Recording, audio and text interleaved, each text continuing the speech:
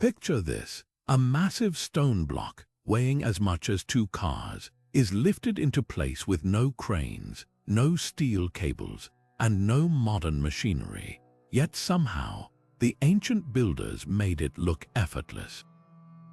The truth is, our ancestors accomplished engineering feats so advanced that even today, with all our technology, we still can't fully explain how they did it. These aren't just old buildings or crumbling ruins. They're masterpieces of precision, defying everything we thought we knew about history. Think about the Great Pyramid, aligned perfectly with true north. Or Stonehenge, its giant stones hauled across impossible distances. These aren't lucky accidents. They're proof of knowledge and skill lost to time, and that's just the beginning.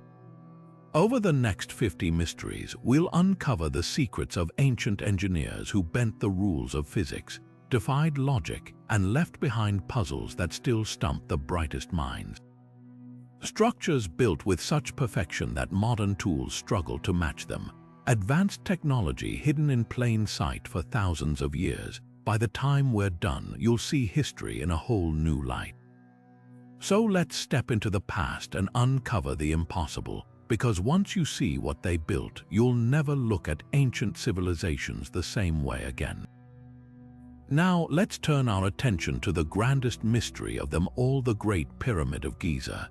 Standing as the last surviving wonder of the ancient world, this colossal structure isn't just a tomb. It's a masterpiece of engineering that continues to baffle experts. Consider its alignment. The pyramid's base is oriented to true north with astonishing accuracy, deviating by less than 1/15 of a single degree. To put that in perspective, even modern architects using advanced tools would struggle to match such precision. How did the ancient Egyptians achieve this without compasses or satellites? Some suggest they used the stars, tracking the motion of celestial bodies over time. Others propose they leveraged shadows cast by the sun, aligning the pyramid's edges with the equinoxes. Whatever their method, the result is a level of exactness that defies explanation.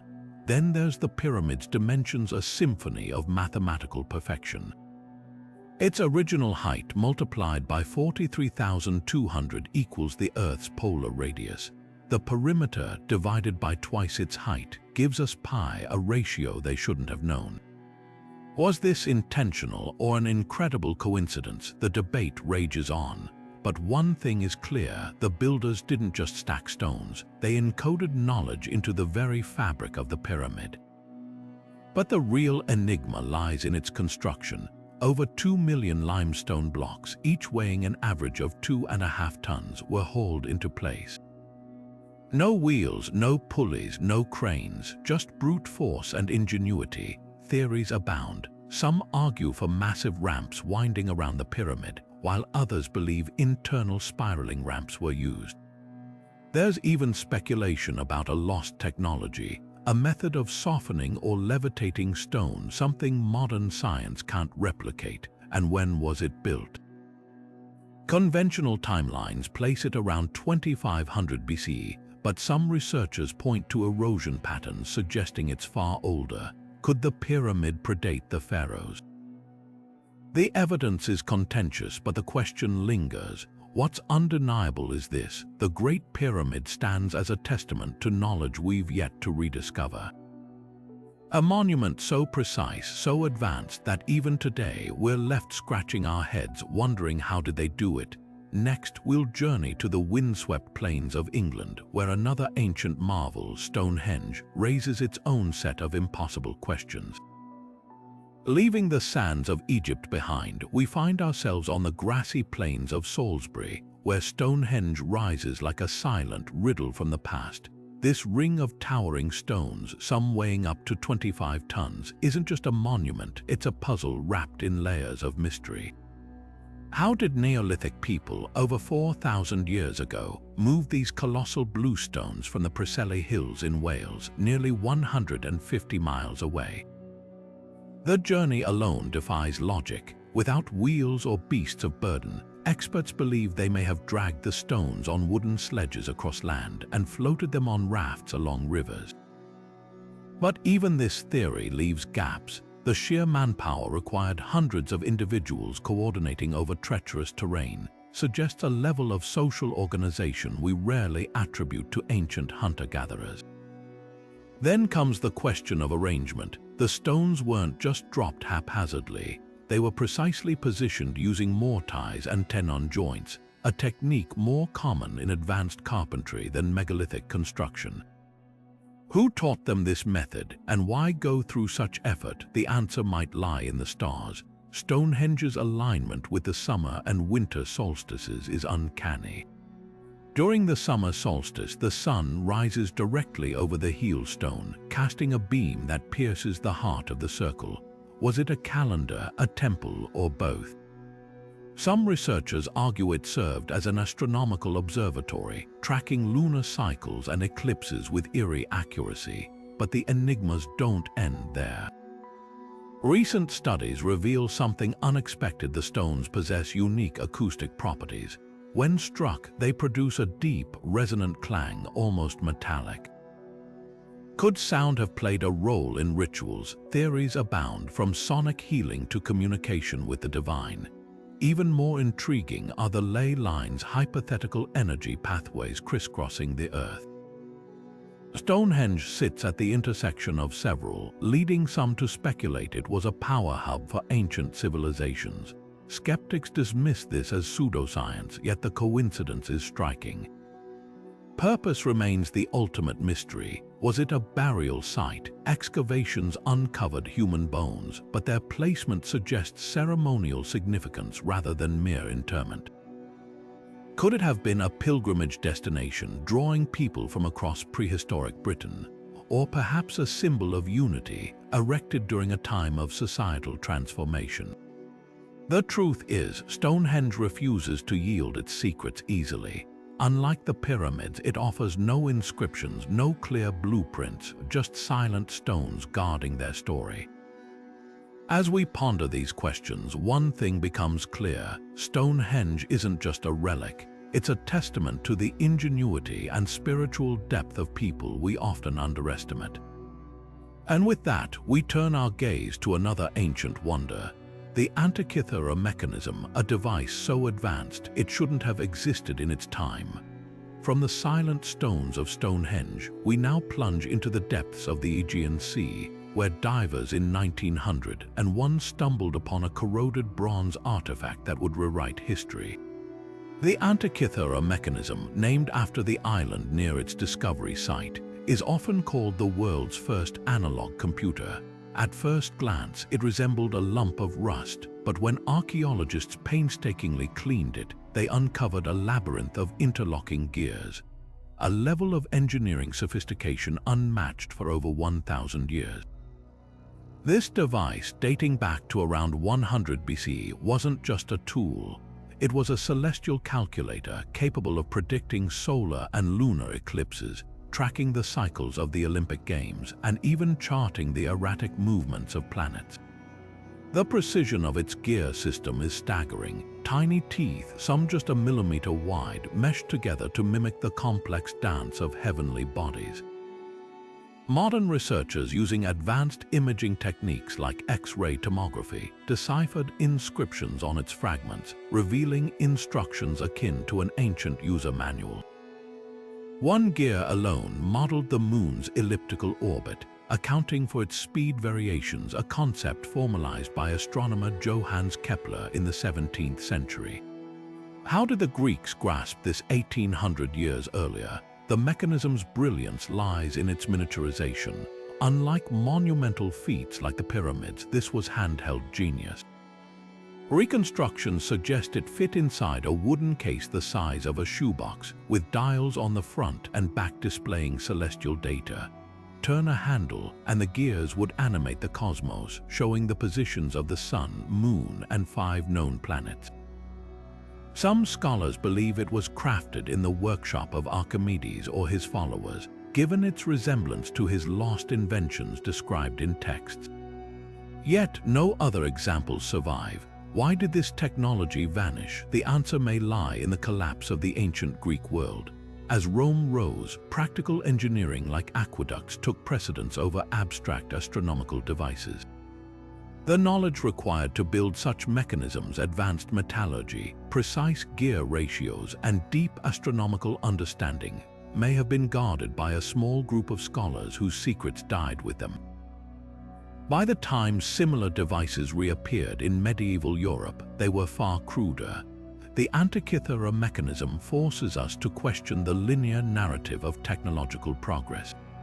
It stands as a lonely peak of ancient innovation, a reminder that brilliance can emerge and fade in unexpected ways. Next, we journey to the arid plains of Peru, where the Nazca Lines stretch across the desert like a giant sketchbook. Now, from the intricate gears of the Antikythera Mechanism, we soar high above the stark desert of southern Peru, where an even more enigmatic marvel stretches across the landscape, the Nazca Lines. Etched into the arid plateau over 2,000 years ago, these colossal geoglyphs defy simple explanation. Imagine standing on the ground, seeing nothing but reddish-brown pebbles underfoot, yet from the air, massive figures emerge: a hummingbird with wings outstretched, a spider with unnervingly precise legs, even a humanoid figure some call the astronaut. The largest stretch over 300 meters, yet their creators had no way to view their work from above. So how did they achieve such staggering precision? The Nazca people used a deceptively simple method. By removing the darker surface rocks to expose the lighter colored earth beneath, they created stark contrasts visible from great heights. But the real genius lies in their scaling techniques. Researchers believe they likely employed small-scale models, using grids or ropes to transfer designs to the desert floor with mathematical accuracy. Some lines were first sketched with wooden stakes, while others may have been guided by natural landmarks or celestial alignments. The arid climate, with its minimal rainfall and steady winds, acted as a preservationist, ensuring these fragile markings endured for centuries. But why go to such lengths? Theories abound. Some suggest the lines served as astronomical calendars, aligning with solstices or constellations to mark planting seasons. The spider, for instance, may represent the Orion constellation, vital to Andean agriculture. Others propose ritual purposes, pathways for ceremonial processions, or offerings to deities who could view them from the heavens. A controversial hypothesis even links them to water sources, as many converge near underground aquifers. Yet no single explanation fully captures their purpose, leaving the lines shrouded in mystery. What's undeniable is their resilience. Unlike structures eroded by time, the Nazca Lines owe their survival to the desert's unique microclimate. The pebble layer acts as a protective shield, preventing erosion, while the lack of vegetation and human interference kept them undisturbed. Even today, their preservation is fragile. Footprints or tire tracks can permanently scar them, a reminder of how delicate these ancient canvases truly are. As we ponder these earthbound enigmas, their scale and precision challenge our understanding of ancient ingenuity. Were they messages to the gods, star maps, or something beyond our modern imagination? The Nazca Lines whisper questions across millennia, inviting us to look closer both at the ground beneath us and the skies above. Next, we voyage to the remote Pacific, where stone giants stand sentinel over an island's troubled past. Leaving the vast desert canvas of the Nazca Lines behind, we now set sail across the Pacific to one of Earth's most isolated inhabited islands, where silent stone giants guard a vanished civilization. Easter Island, or Rapa Nui, is home to nearly 900 Moai monolithic human figures carved from volcanic rock, some towering as high as 33 feet and weighing up to 80 tons. These imposing statues, with their solemn expressions and elongated features, weren't just artistic achievements. They were the heartbeat of a society that defied logistical limits, only to crumble under the weight of its own ambition. The first mystery lies in their creation. The Moai were carved directly from the soft volcanic tuff of Rono Raraku, the island's quarry, using nothing more than basalt stone tools called toki. Over generations, artisans chiseled these colossal figures with astonishing precision, their distinct brows, noses, and lips emerging from the rock as if summoned. But the greater puzzle is how they were moved. Without wheels, large animals, or even substantial timber, how did the Rapa Nui people transport these multi-ton statues up to 11 miles across rugged terrain? Recent experiments suggest a clever solution. By rocking the moai side to side in a walking motion with ropes, teams could have walked them upright to their final destinations. This method, demonstrated by researchers, aligns with oral traditions describing the statues moving themselves. Others propose log rollers or sledges, though the island's deforestation raises haunting questions. Whatever the technique, the scale of coordination and labor involved speaks to a society operating at its peak. Yet that peak was short-lived. The moai's construction coincided with Easter Island's ecological and social unraveling.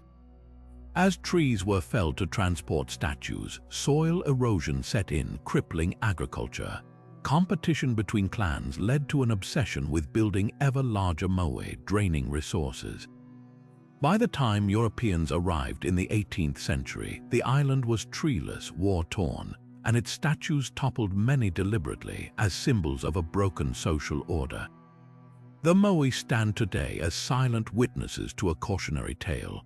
Some were re-erected in modern times, their hollow eyes gazing inland as if waiting for answers. But the deeper truth lies in their fallen brethren scattered across hillsides, a reminder that even the grandest monuments cannot outlast the balance between human ambition and nature's limits. From this island of whispers, our journey takes us next to the heart of ancient Rome, where an architectural marvel defied gravity and time itself. Now let's step into the grandeur of ancient Rome, where innovation met immortality in stone and mortar. The Pantheon, a temple-turned-church, holds a secret in its soaring ceiling, a dome so flawless that modern engineers still study it in awe. Built nearly 2,000 years ago under Emperor Hadrian, this architectural masterpiece remains the world's largest unreinforced concrete dome, a testament to Roman brilliance that defies the ravages of time. The Pantheon's dome stretches 142 feet in diameter, perfectly matching its height, creating a sphere of harmonious proportions. But its true genius lies in the details. The Romans used layered concrete, mixing heavier volcanic rock at the base and lighter pumice near the top, cleverly reducing weight without sacrificing strength. The dome's thickness gradually thins as it rises, from 21 feet at the base to just 4 feet around the oculus, the iconic circular opening at its apex. This oculus isn't just a dramatic skylight, it's a stroke of engineering necessity. By removing the heaviest structural point, the Romans eliminated stress fractures that could have doomed their creation. Rainwater, it drains through nearly invisible holes in the marble floor below, proving they thought of everything. Modern domes like the U.S. Capitol rely on steel reinforcements to bear their weight. The Pantheon, however, stands without a single internal support, just meticulously layered concrete, designed to compress under its own weight, growing stronger over centuries. Even today's architects struggle to replicate this self-supporting marvel. Recent studies reveal the Romans may have used quick-drying mortar, allowing each layer to set before the next was added, preventing catastrophic collapses during construction. The Pantheon's influence echoes through history. Brunelleschi studied it before designing Florence's cathedral dome, and its principles inform everything from sports stadiums to space stations.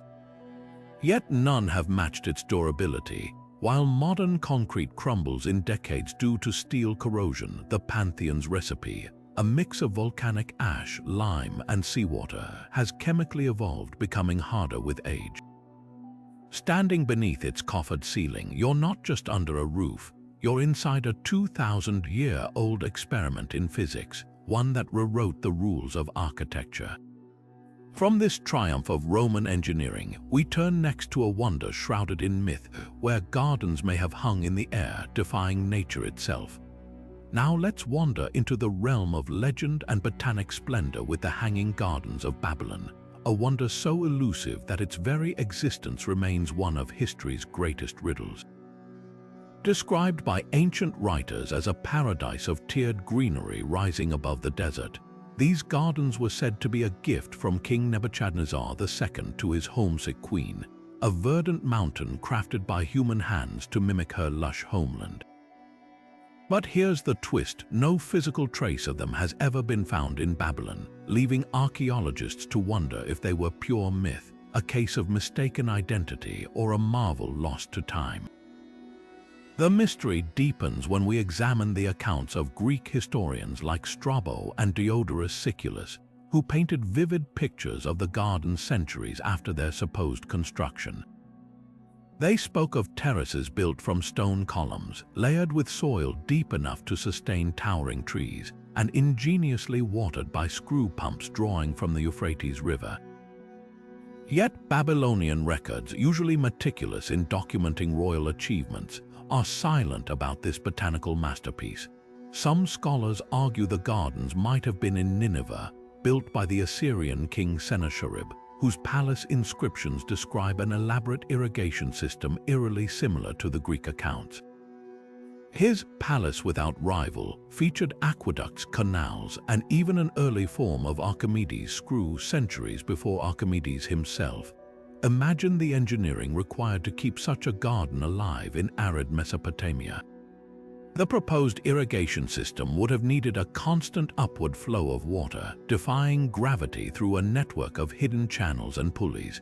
Some theories suggest a chain pump, a loop of buckets powered by laborers, could have lifted water to the highest tiers, while others proposed terracotta pipes sealed with bitumen to prevent leaks. Yet without physical evidence, these ideas remain speculative. The soil of Babylon, baked by millennia of sun, has yielded no root marks, no remnants of exotic plants, not even the foundations of these soaring terraces. Modern excavations have uncovered bits of Sennacherib's hydraulic systems near Mosul, including stone aqueducts inscribed with claims of raising water to the heavens. But Babylon's ruins, though rich in other wonders like the Ishtar Gate, show no signs of garden infrastructure. Could the gardens have been so thoroughly destroyed that nothing remains? Or were they, as some posit, a poetic exaggeration, a symbol of imperial power woven into legend? The Hanging Gardens challenge our understanding of ancient engineering, not because we've found them, but precisely because we haven't. They force us to ask, can something be real if it lives only in words? Whether fact or fable, their legacy persists, inspiring rooftop gardens from ancient Rome to modern Dubai. And with that, we turn from the ethereal to the earthly, where stones fit so perfectly that not even a blade of grass can slip between them. Now, let us journey from the vanished gardens of Babylon to the unyielding stone walls of Sacsayhuaman, perched high above the Inca capital of Cusco. Here, the stones themselves seem to defy logic. Massive blocks, some weighing over 100 tons, carved into intricate polygonal shapes and fitted together without a speck of mortar. Yet, despite earthquakes that have toppled Spanish cathedrals built atop them, these walls stand unshaken. Their seams so precise you couldn't slide a sheet of paper between them.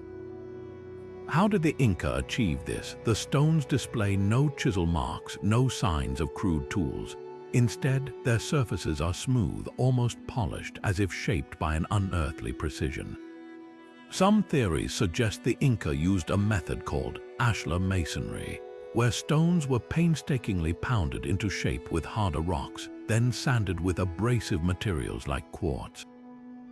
Others propose they soften the stone with plant acids, a technique hinted at in local oral traditions mentioning a mysterious liquid that ate rock.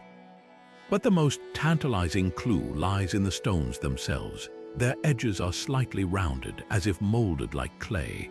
Could the Inca have possessed a lost technique to temporarily soften stone, allowing them to mold it like putty before it hardened again?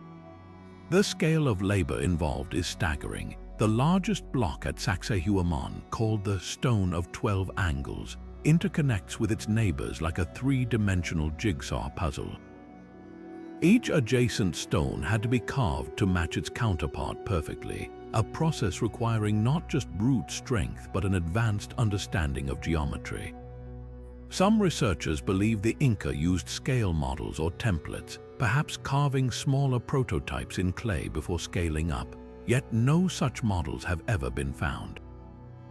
Even more perplexing is the transportation. The nearest quarry lies over 20 miles away across rugged terrain. Without wheels or draft animals, how did they move these titanic stones? Inca legends speak of giants aiding construction, while modern experiments suggest log rollers and rope teams. But replicating the feat with period-accurate tools has never fully succeeded. Perhaps the most enduring mystery is the wall's purpose. Spanish chroniclers assumed it was a fortress, yet its zigzag design and alignment with solstice sunrises suggest a ceremonial role. The name Sacsayhuaman even translates to satisfied falcon, hinting at celestial symbolism.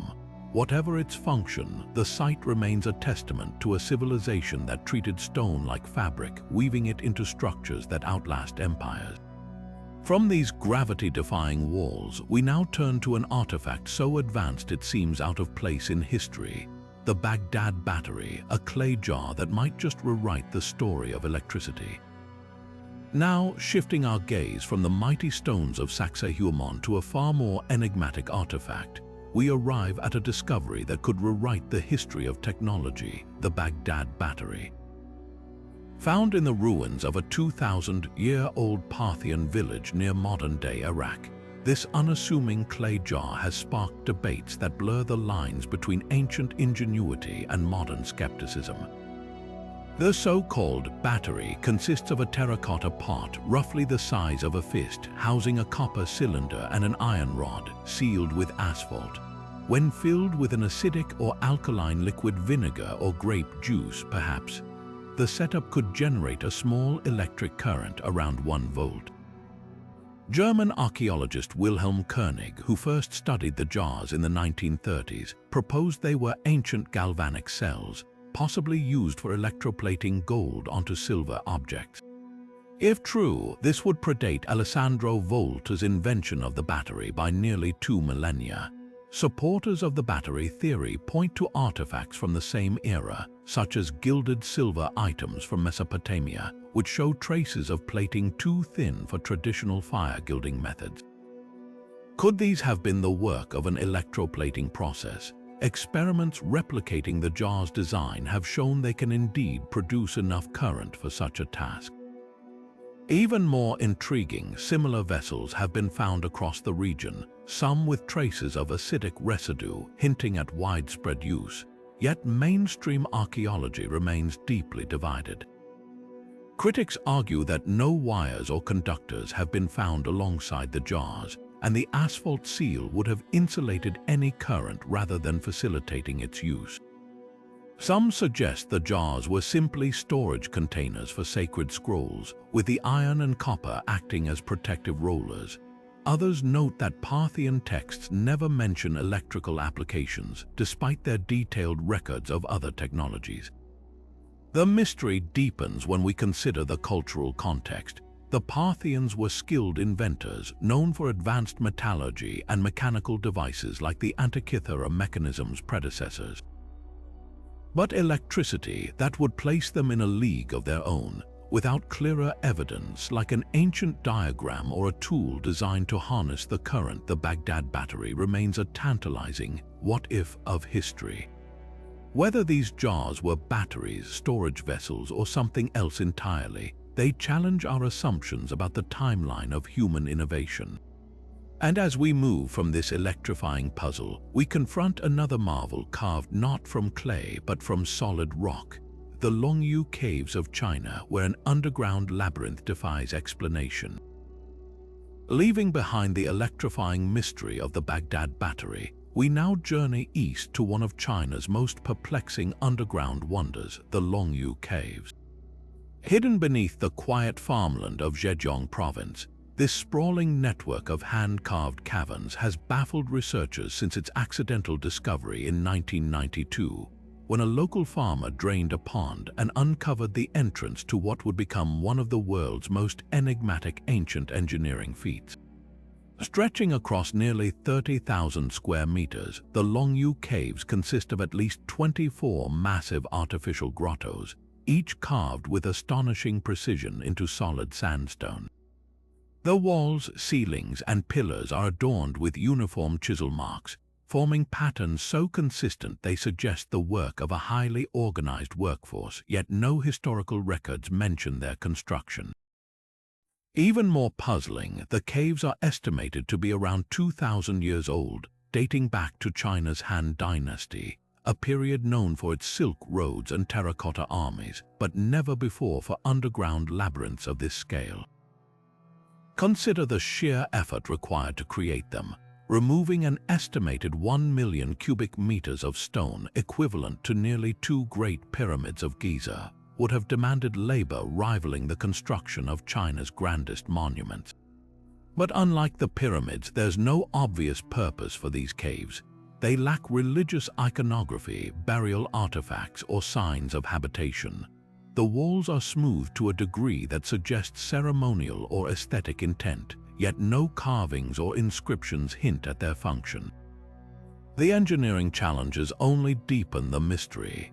Each cave features sloped walls at an exact 60-degree angle, a design that distributes weight to prevent collapse, a technique modern engineers would later replicate in underground structures. The ceilings are flat and uniformly thick, with supporting pillars placed at precise intervals. Even more striking, the tool marks indicate the builders worked in near darkness, using lamps whose soot stains still cling to the ceilings. How did they maintain such geometric perfection without modern measurement tools? Theories abound, but none satisfy entirely. Some propose the caves were quarries, though the absence of debris or nearby construction projects contradicts this.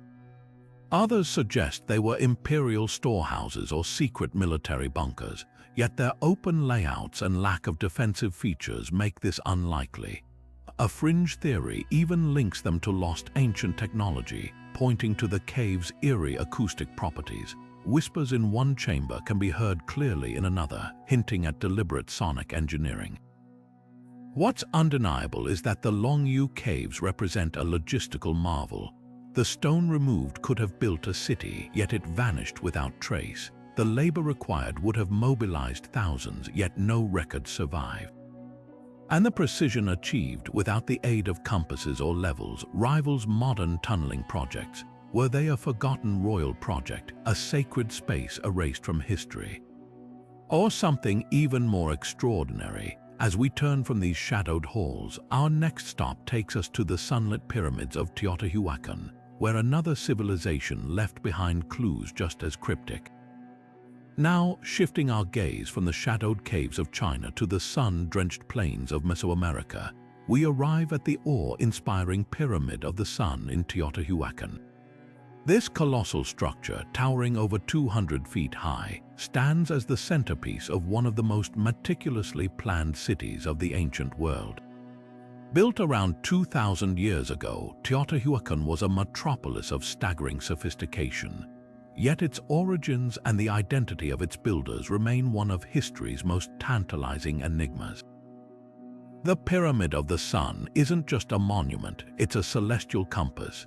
Its western face aligns almost perfectly with the setting sun on specific days of the year, particularly during the solar zenith passages when the sun reaches its highest point in the sky.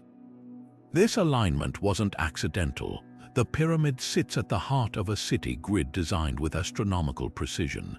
The main avenue, known as the Avenue of the Dead, runs directly north-south, mirroring the path of the Milky Way as it appeared in the night sky during Teotihuacan's zenith. Even more remarkably, the pyramid's base dimensions reflect sacred Mesoamerican numbers. Its perimeter matches the length of a calendar cycle, linking it to the cosmos in a way modern researchers are still deciphering. Beyond its celestial connections, the pyramid reveals the ingenuity of Teotihuacan's urban planners. The city's layout is a masterclass in efficiency and symbolism. Residential compounds were standardized, featuring drainage systems, courtyards, and even apartment-like structures that housed thousands. The entire city was painted in vibrant colors, with murals depicting deities, animals, and abstract designs that suggest a complex belief system. Yet, despite its grandeur, Teotihuacan lacks the royal tombs or inscriptions common in other ancient cities, leaving its political and social structure shrouded in mystery. Who built this marvel? The question lingers like the morning mist over the pyramid's summit. The Aztecs, who discovered the abandoned city centuries later, named it Teotihuacan, the place where the gods were created, but they weren't its architects. The city predates the Aztec civilization by over 1,000 years. Some theories point to the Totonac people, while others suggest a multi-ethnic society, given the diversity of artifacts found. The most compelling clue lies in the city's sudden collapse around the 7th century, marked by fire and deliberate destruction. Was it invasion, internal revolt, or an environmental crisis? No single answer satisfies. Even the pyramid's construction holds puzzles. Unlike the stepped pyramids of Egypt, this structure was built using a unique, talud table row architectural style, sloping walls topped by vertical panels. Millions of tons of volcanic stone were transported without wheels or beasts of burden, and the builders employed a lightweight volcanic gravel called tezontle to reduce the pyramid's weight while maintaining stability. Beneath the pyramid, a tunnel system leads to a chamber that may have been used for rituals, hinting at a spiritual purpose as profound as its physical scale. As we stand before the Pyramid of the Sun, we're left with more questions than answers.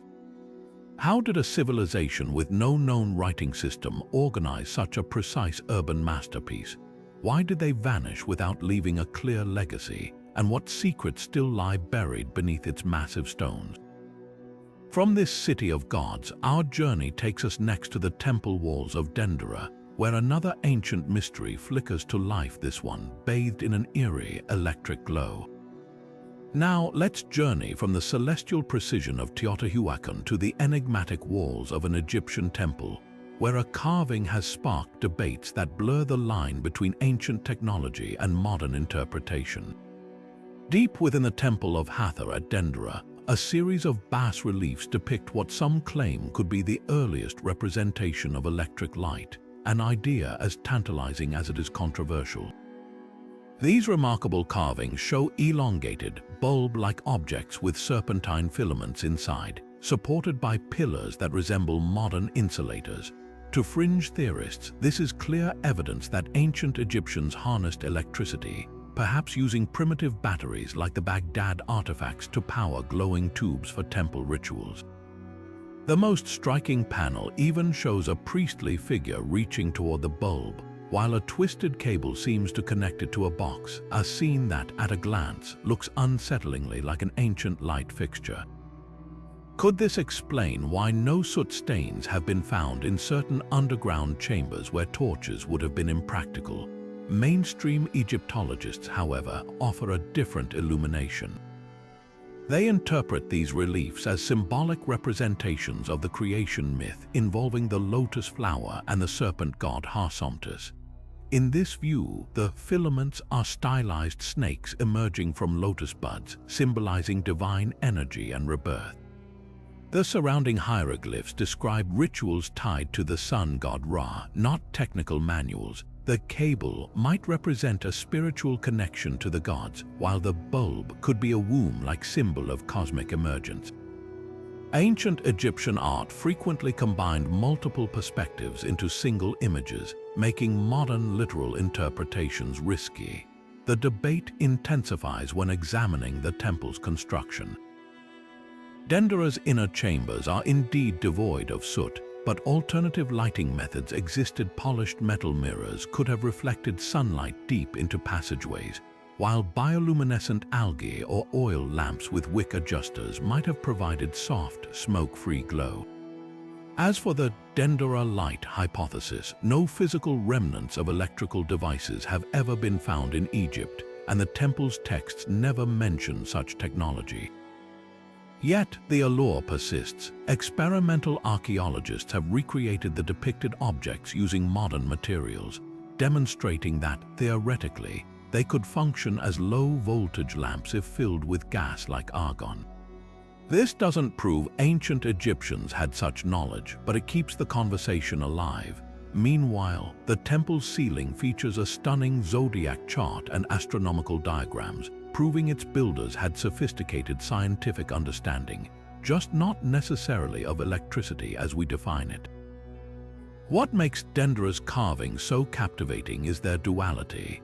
They challenge us to question whether we're projecting modern ideas onto ancient symbols or glimpsing forgotten innovations. Whether you see a light bulb or a lotus, these reliefs undeniably shine a light on humanity's endless fascination with the mysteries of the past. And as we step away from Dendera's shadowed halls, our next destination beckons a place where stones seem cut with impossible precision, as if by tools we've yet to discover. Leaving behind the cryptic carvings of Dendera, we now turn our attention to a sight so baffling that it seems to defy the very laws of physics.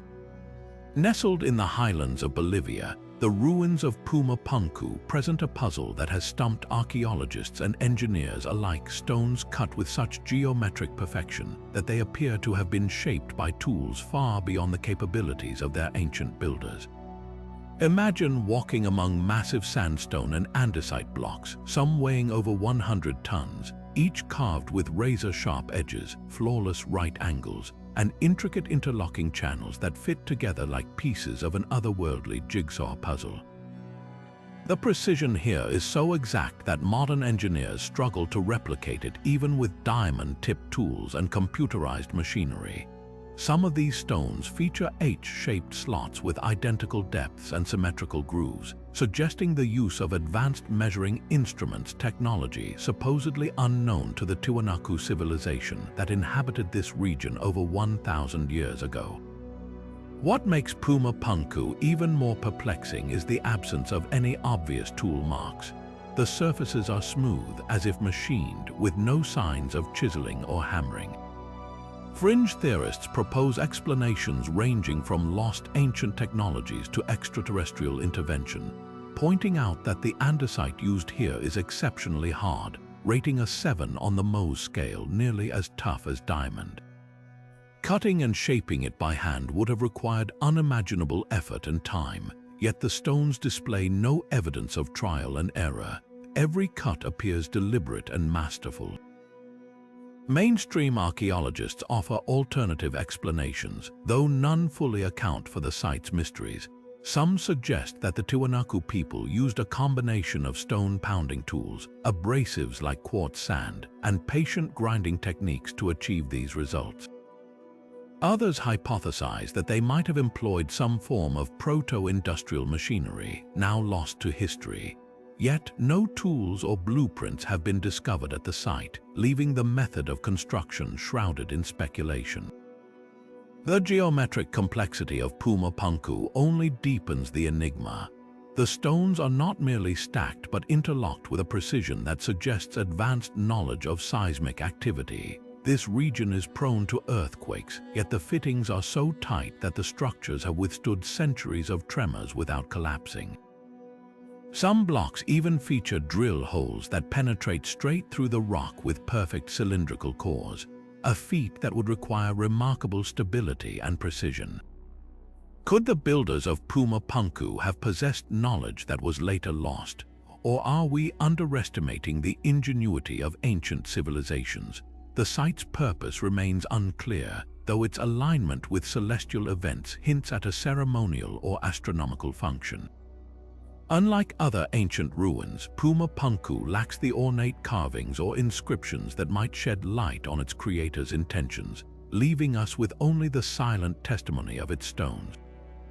As we stand before these enigmatic ruins, we're left with more questions than answers. The precision, the scale, the unexplained techniques, all of it challenges our understanding of history. Next, we'll venture even further back in time to a site that rewrites the story of human civilization itself. Now, shifting our gaze from the geometric enigmas of Puma Punku, we journey to a place that shatters everything we thought we knew about the dawn of civilization. In the rolling hills of southeastern Turkey, the megaliths of Göbekli Tepe rise from the earth like silent sentinels of a forgotten age. This site doesn't just challenge our assumptions, it rewrites them. Dating back an astonishing 12,000 years, Göbekli Tepe predates the invention of agriculture by millennia, forcing archaeologists to reconsider which came first, organized religion or settled farming. Picture this: massive limestone pillars, some towering over 16 feet tall and weighing up to 10 tons, arranged in circular formations. Each pillar is adorned with intricate carvings of animals, foxes, snakes, scorpions, and birds, rendered with such detail that they seem to pulse with life. What's staggering is that these stones were quarried, carved, and erected by hunter-gatherers, a people we've long assumed were too nomadic to undertake such monumental projects. The tools they used, basic flint blades and rudimentary chisels, the scale of their ambition unparalleled for their time. The precision of Göbekli Tepe's construction is matched only by its mystery. The T-shaped pillars aren't just stacked, they're anchored into carefully carved bedrock sockets, a technique that suggests advanced planning and engineering know-how. Some pillars even feature human-like arms and hands carved in relief, as if frozen in an eternal gesture of worship or warning. But here's the twist: after centuries of use, the entire site was deliberately buried around 8000 BC, filled in with rubble and soil as if to hide its secrets from future generations. Why? No one knows. Mainstream theories struggle to explain Göbekli Tepe's existence. Traditional archaeology holds that complex societies emerged only after agriculture provided surplus food and stable settlements. Yet here's a monumental sanctuary built by people who hadn't yet domesticated plants or animals. Some researchers propose that the need to gather for rituals at sites like Göbekli Tepe may have actually spurred the development of agriculture, as large groups required reliable food sources. Others point to the carving's celestial alignments, suggesting the site served as an early observatory or a spiritual hub tied to the stars. The implications are profound. If hunter-gatherers could organize labor on this scale, what else might they have achieved that we've yet to discover? Göbekli Tepe hints at a lost chapter of human ingenuity, one where mythology and stone merged to shape the world's first temples. Unlike later ruins, there's no evidence of dwellings or garbage pits nearby, just pure, purposeful architecture. It's as if the site existed solely for something beyond the mundane, something we're only beginning to glimpse. As we stand amid these ancient pillars, we're left to wonder, did the builders of Göbekli Tepe possess knowledge that flickered out like a dying flame?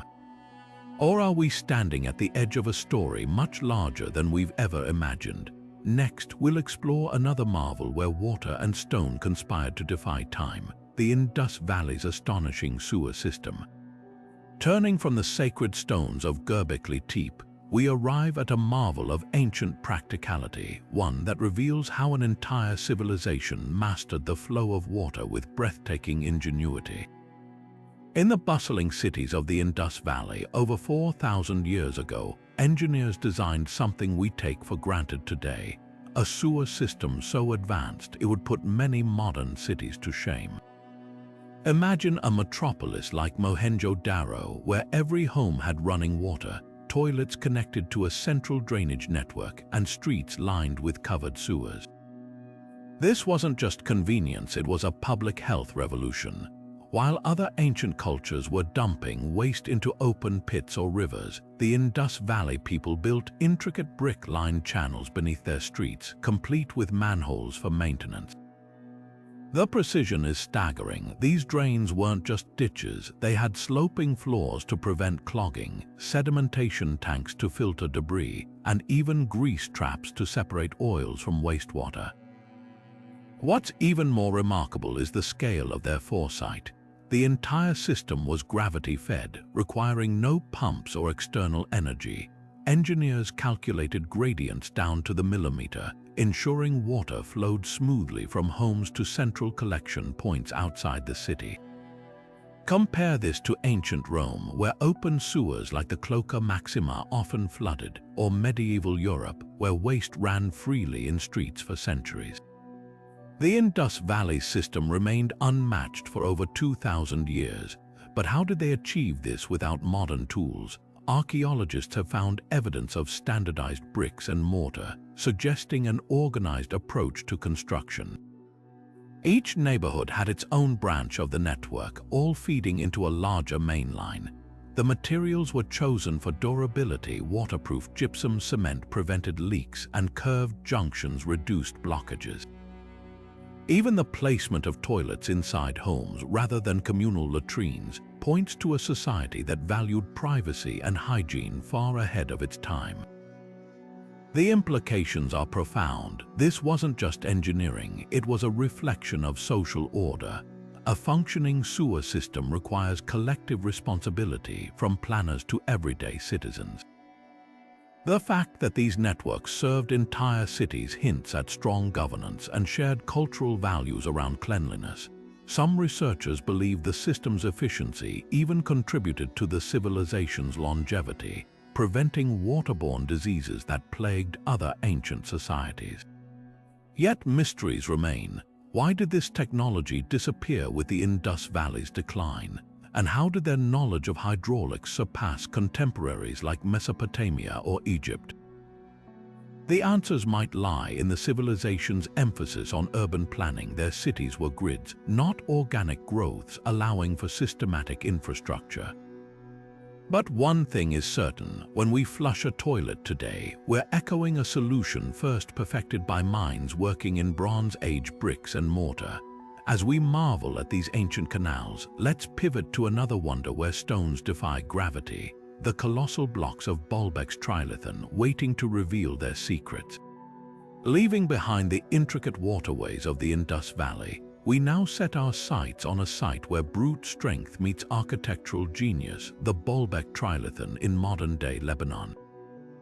Here, 3 colossal limestone blocks, each weighing a staggering 800 tons, sit perfectly fitted into the foundation of the Temple of Jupiter. To put that in perspective, each stone is heavier than 2 fully loaded Boeing 747 airplanes. The sheer scale defies logic, sparking debates over who could have moved these behemoths and, more importantly, how. While the Romans famously built atop this platform, many scholars argue the trilithon predates them by centuries. The precision of the stone's placement, cut with such exact angles that not even a razor blade can slide between them, hints at a lost technology. How did ancient workers quarry these monoliths from a site over half a mile away, then lift them 20 feet onto the platform? Modern cranes capable of handling such loads didn't exist until the 20th century. Theories range from massive wooden sledges and pulley systems to more speculative ideas involving acoustic levitation or even forgotten machinery. Legends woven into local lore add to the mystery. Arabic text from the Middle Ages claimed the stones were laid by giants, while some Roman historians credited them to a mythical race of superhuman builders. Even today, engineers struggle to replicate the feat. In 2014, a team attempted to transport a 1,000-ton block in Egypt using reconstructed ancient techniques. It took weeks and hundreds of workers, yet Baalbek's builders seemingly achieved this routinely. The purpose of these stones is equally puzzling. Some believe they stabilized the temple against earthquakes, while others argue their size was meant to awe worshippers into submission. The Romans later repurposed the site for their own deities, but the trilithon's original intent may have been tied to an older solar cult. Curiously, the blocks align with celestial events, much like other ancient mega-structures. Perhaps most haunting is the unfinished 4th block still lying in its quarry. Known as the Stone of the Pregnant Woman, it weighs an estimated 1,200 tons, the largest carved stone in history. Its abandonment raises questions. Did the builders overreach? Was there a catastrophic event? Or did they simply leave it as a testament to human ambition? As we ponder these questions, our journey takes us next to an invention that proves antiquity's genius wasn't limited to stone. The Chinese earthquake detector, a device so precise it rivals modern seismographs. Shifting from the colossal stones of Baalbek to the delicate precision of ancient innovation, we arrive at a marvel that could detect earthquakes from hundreds of miles away. Zhang Heng's seismoscope, crafted in China during the 2nd century. This bronze vessel, adorned with 8 dragon heads and corresponding toads, wasn't just ceremonial, it was a groundbreaking scientific instrument, predating modern seismographs by nearly 2,000 years. Imagine a device so refined it could sense tremors too faint for humans to notice, all without electricity or moving parts as we know them today. Historical records claim the seismoscope detected an earthquake in what is now Gansu province, while the imperial court in Luoyang felt nothing. When a dragon's mouth dropped a ball into a toad's grasp, it indicated the quake's direction. Days later, messengers confirmed the event, astounding officials. But how did it work? The exact mechanism remains debated, but leading theories suggest a pendulum inside the vessel reacted to seismic waves, triggering the release of a ball. Some reconstructions propose the dragon's mouths were balanced so precisely that even slight vibrations disrupted them. What's truly remarkable is the ingenuity behind its design. Without understanding seismic waves as we do now, Zhang Heng likely observed patterns in past quakes to engineer his device. The 8 directions align with the Chinese compass, showing an integration of cosmology and science. Modern experiments, like those by a team from the Chinese Academy of Sciences in 2005, found that reconstructed models could detect simulated quakes with surprising accuracy, even distinguishing between primary and secondary wave arrivals.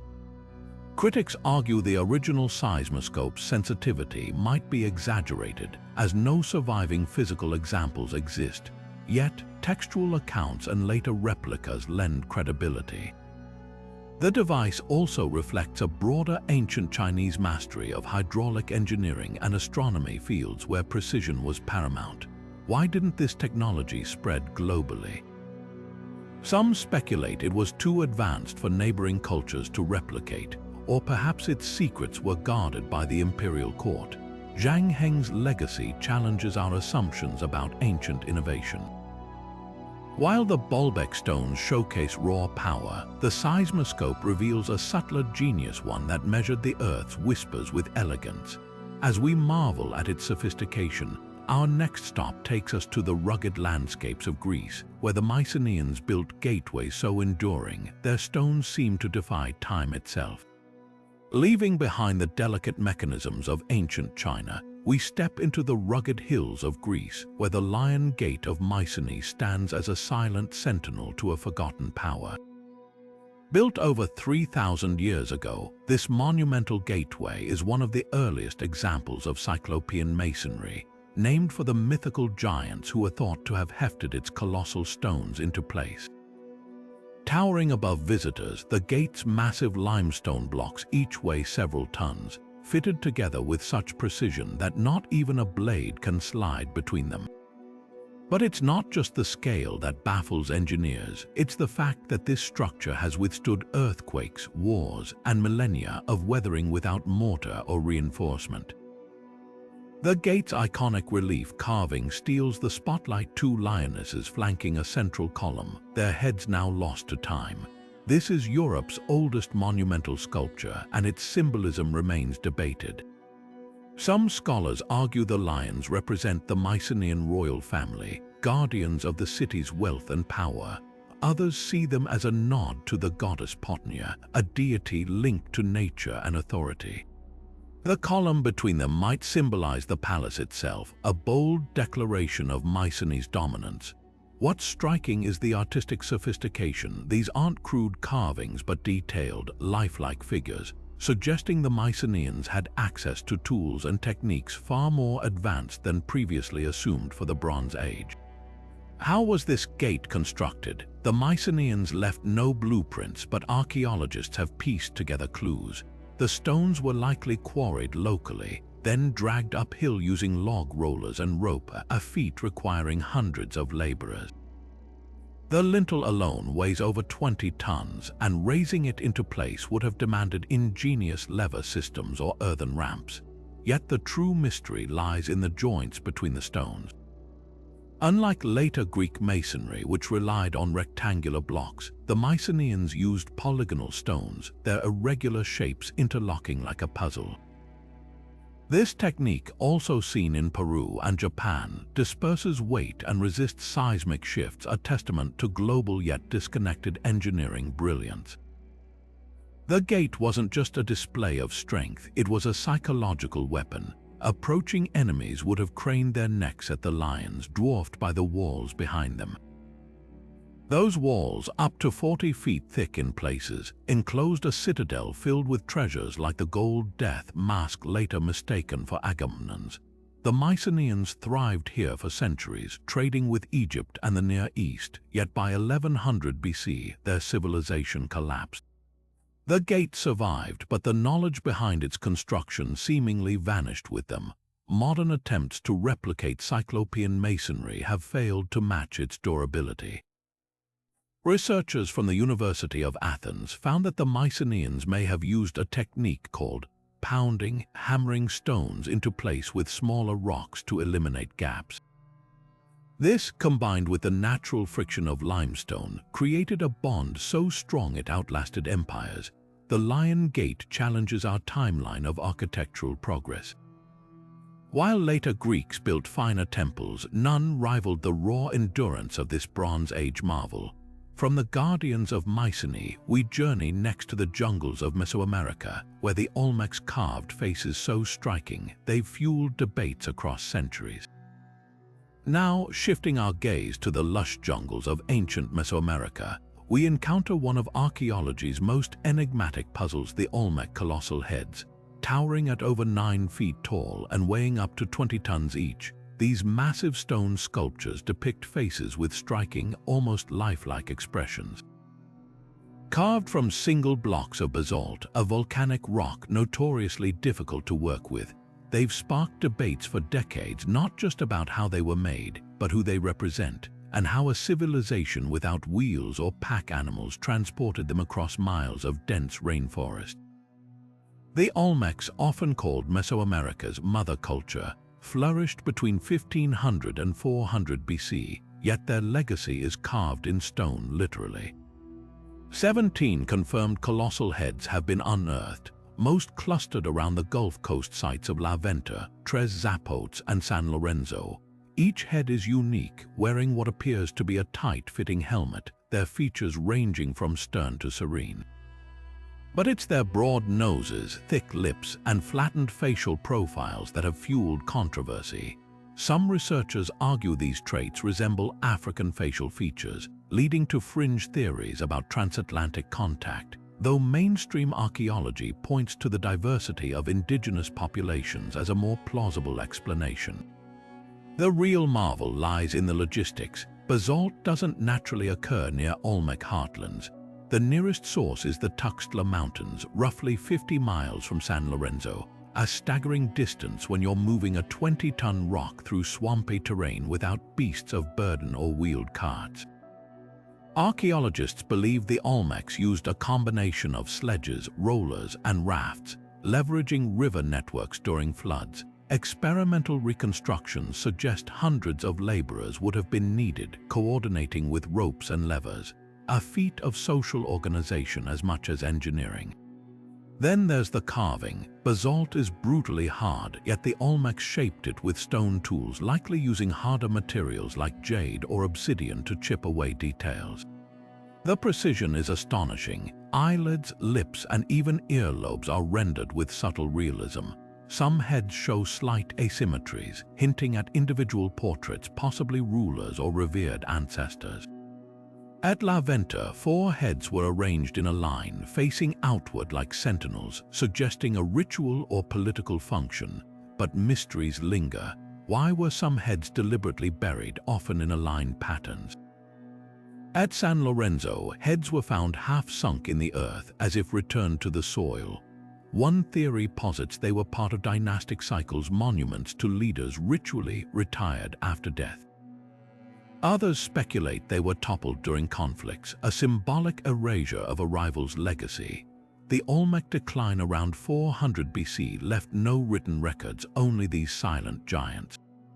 Modern indigenous groups like the Mix-Zoque claim ancestral ties, yet the head's true meaning remains speculative. Recent LIDAR surveys have revealed hidden settlements, raising hopes for new clues. What's undeniable is the Olmecs' influence, their art, cosmology, and even the ball game spread across Mesoamerica, shaping Maya and Aztec cultures. As we move from these jungle-carved enigmas, our next stop takes us deeper underground to Derinkuyu, an entire city hidden beneath the earth. Now, delving beneath the surface of Turkey's Cappadocia region, we uncover an ancient marvel that redefines what we thought possible. Derinkuyu, an entire city carved into the earth. This sprawling underground labyrinth descends an astonishing 18 stories deep, with enough space to shelter 20,000 people. Unlike anything built today, it's a testament to human ingenuity in the face of necessity, designed not just to survive but to thrive beneath the ground.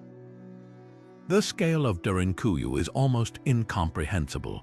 Imagine a city stacked vertically with living quarters, stables, kitchens, wine presses, chapels, and even schools, all hidden beneath layers of volcanic rock.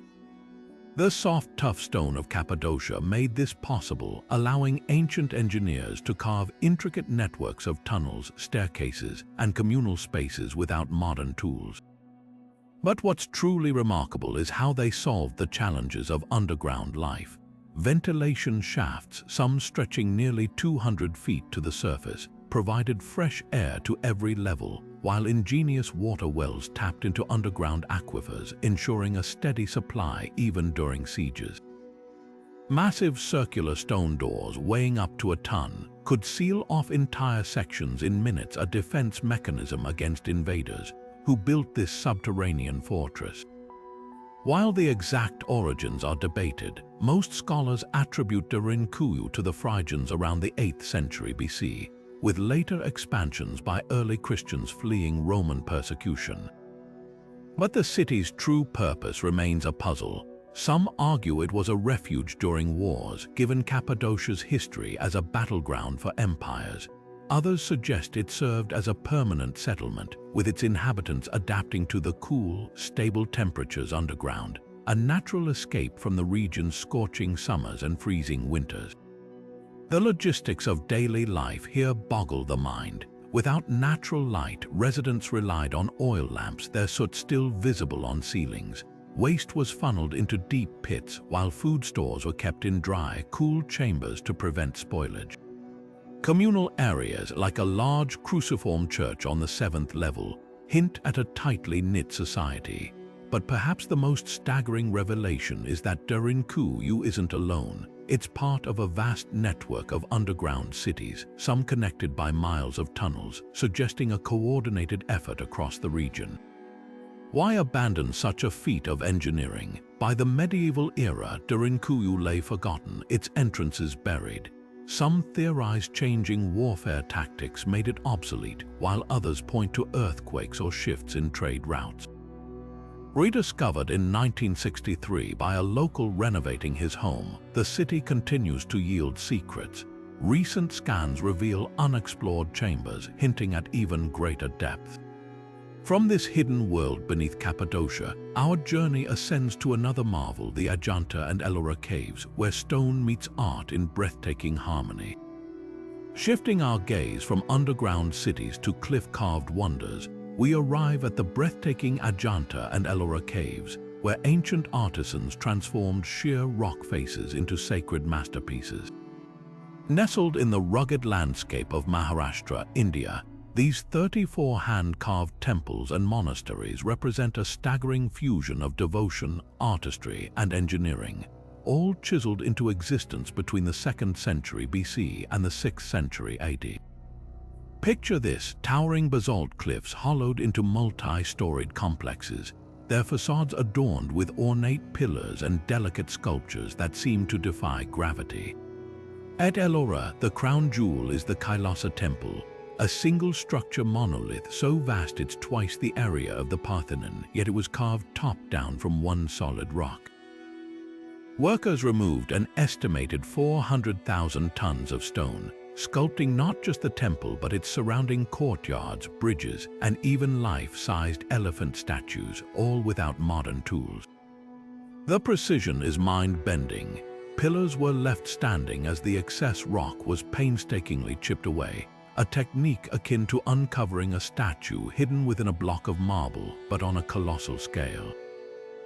Meanwhile, Ajanta's 29 caves reveal a different marvel: ancient paintings that have retained their vivid colors for over 1,500 years.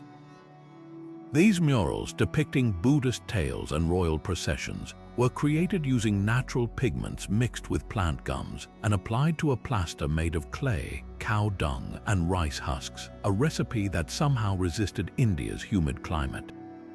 The artists worked in near darkness, illuminating their canvases with mirrors reflecting sunlight through narrow openings.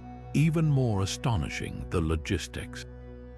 Workers had to haul materials up steep cliffs, carve symmetrical prayer halls with acoustics that amplified chants, and engineer drainage systems to prevent monsoon rains from flooding the caves. What drove such an audacious project? Ellora's caves span Buddhism, Hinduism, and Jainism, suggesting a rare harmony between faiths.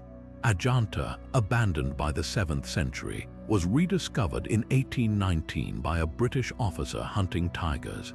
Its paintings so pristine they revolutionized the study of ancient Indian art. Today, these caves challenge our assumptions about ancient productivity. Each required generations of labor, yet their builders left no written records of their methods. Were they commissioned by kings, or were they the work of pilgrim artisans? The answer, like the caves themselves, remains carved in mystery.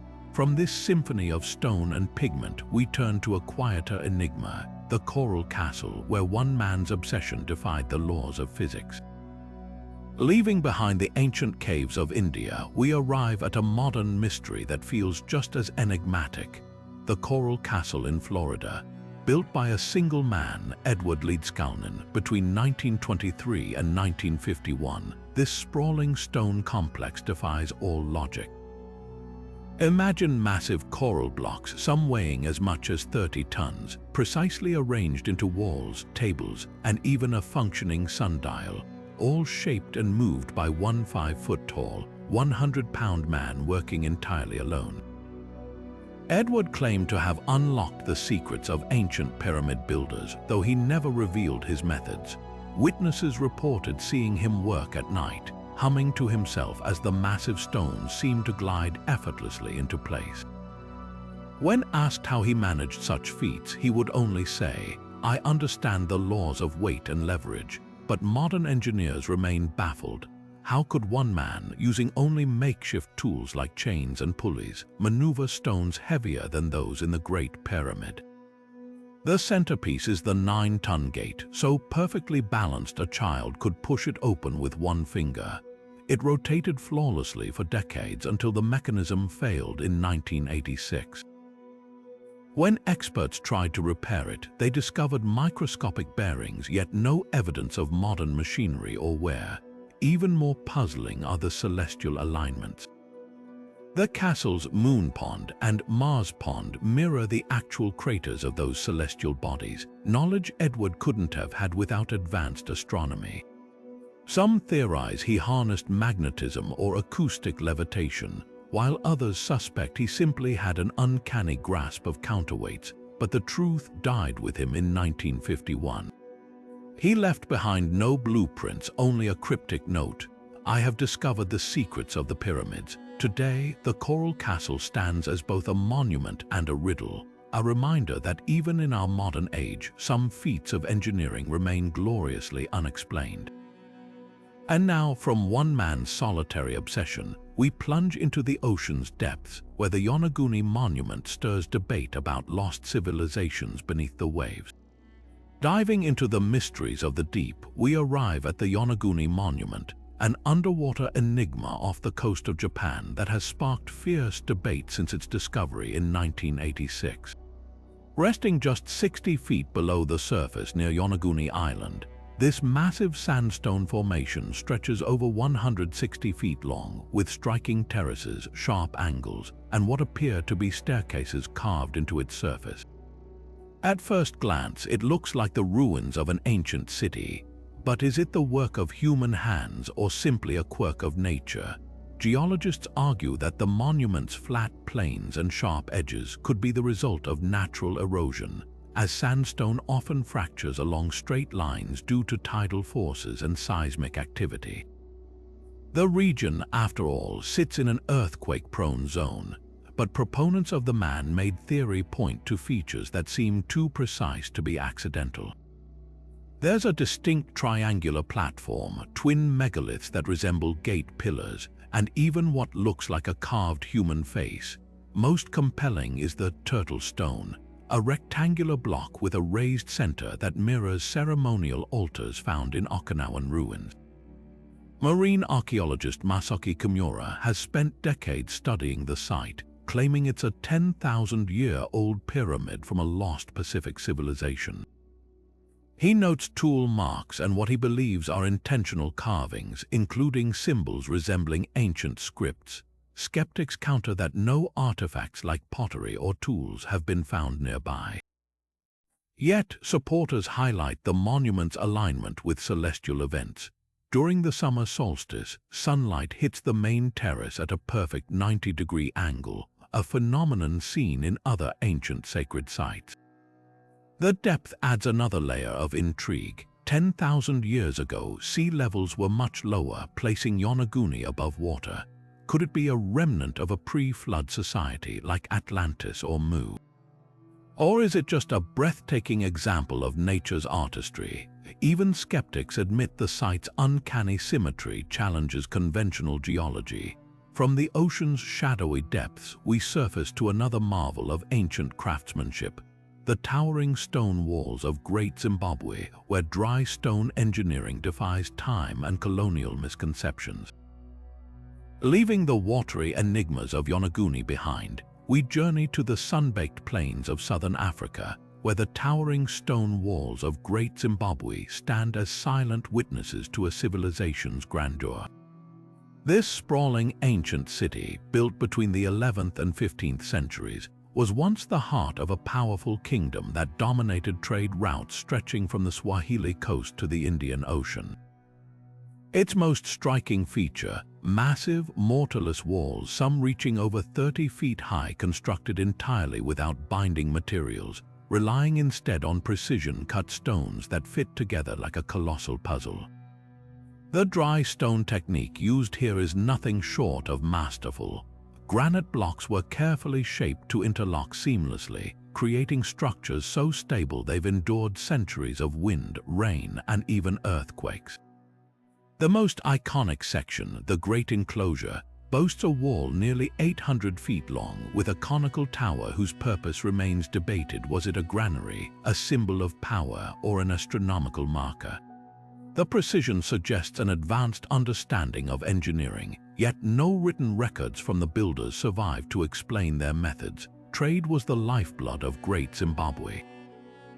Artifacts found at the site, like Chinese porcelain, Arabian glass, and Persian beads, reveal a network that connected inland Africa to distant continents. The city likely grew wealthy by controlling the gold trade, with mines in the region supplying much of the medieval world's precious metal. But this prosperity also fueled controversy. When European colonizers first encountered the ruins in the late 19th century, they refused to believe Africans could have built such sophistication. Myths swirled that the site was the work of Phoenicians, the Queen of Sheba, or even extraterrestrials, claims rooted in racism rather than evidence. Modern archaeology has firmly debunked these theories. The Shona people, ancestors of today's Zimbabweans, are now recognized as the builders. Their descendants, the Karanga, still practice similar stonework traditions.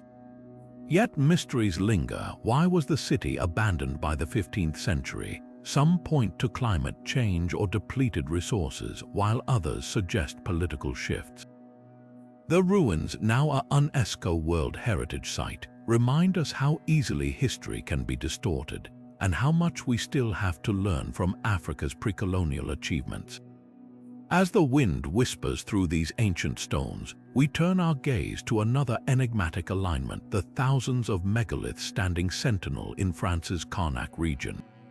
Shifting our focus from the towering walls of Africa to the windswept fields of Brittany, we encounter a spectacle just as mystifying: the Karnak stones. Stretching over 4 kilometers, these 3,000 megaliths stand in eerie, precise rows, as if frozen in formation by some ancient command. Erected over 6,000 years ago during the Neolithic period, their sheer number and alignment raise questions that continue to baffle archaeologists. Were they markers for celestial events, sacred pathways for rituals, or something even more enigmatic? What makes the Karnak stones extraordinary is their deliberate arrangement. The megaliths are grouped into 3 main alignments: Manek, Kermario, and Kerleskan, each consisting of parallel rows that stretch hundreds of meters, with some stones towering over 4 meters high. The precision of their placement suggests a sophisticated understanding of geometry, yet no surviving records explain their purpose. One compelling theory ties them to astronomy. Researchers note that certain rows align with the sunrise during solstices and equinoxes, hinting that they may have served as a colossal calendar or observatory. Others propose they mark territorial boundaries or processional routes for ceremonies honoring ancestors. Local legends add layers of intrigue. One tale claims the stones are a Roman legion turned to stone by the wizard Merlin, a myth that reflects the site's otherworldly aura. Another speaks of a pagan attempt to mimic Stonehenge, though Karnak predates its British counterpart by millennia. Unlike Stonehenge, however, Karnak's stones lack the dramatic lintels and circles, focusing instead on linear precision. This has led some to speculate that their purpose was uniquely practical, perhaps related to agriculture or seismic activity. The craftsmanship behind the stones is another puzzle. Weighing up to 50 tons, they were quarried locally, but how Neolithic people transported and erected them without metal tools or wheels remains unclear. Experiments show that moving even a single stone would require hundreds of people and wooden sledges, suggesting a highly organized society. Yet, unlike the pyramid builders of Egypt, Karnak's architects left no visible burial mounds or grand tombs nearby, making their motivations even harder to decipher. Today, the site is shrouded in protective mystery. Modern conservation efforts limit access to prevent erosion, leaving many questions unanswered, but perhaps that's fitting. The Karnak stones, like so many ancient wonders, remind us that some secrets are meant to endure.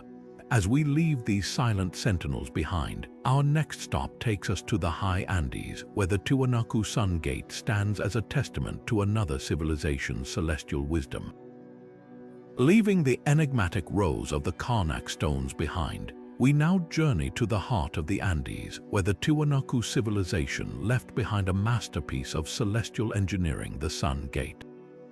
Rising from the high-altitude plains near Lake Titicaca, this intricately carved archway stands as a testament to a culture that mastered the movements of the heavens with astonishing accuracy. Carved from a single block of andesite weighing approximately 10 tons, the Sun Gate is a marvel of both artistry and precision. Its surface is adorned with detailed reliefs, most notably the central figure believed to represent Viracocha, the creator deity, surrounded by 48 winged beings, 32 with human faces and 16 with condor heads. These figures are arranged in 3 rows, and scholars suggest they may represent a calendar system tracking lunar and solar cycles. The gate's alignment is no accident. During the winter solstice, the rising sun shines directly through the gateway, casting dramatic shadows that highlight specific carvings, as if the stone itself is marking the turning of the year. What makes the Sun Gate truly extraordinary is its potential as a cosmic observatory. The Tiwanaku people, who thrived between 300 and 1000 AD, lacked written records, yet their understanding of astronomy rivals later civilizations. The gate's carvings are thought to encode a complex calendar, with the 48 figures possibly corresponding to days in a ritual cycle. Some researchers propose that the gate's alignment with celestial events was used to predict agricultural seasons, critical for survival in the harsh Andean environment. Others argue it served as a ceremonial focal point where priests could commune with celestial forces. The craftsmanship raises questions too. Andesite is notoriously difficult to carve, yet the gate's details are rendered with near-perfect symmetry, suggesting advanced tools or techniques now lost to time.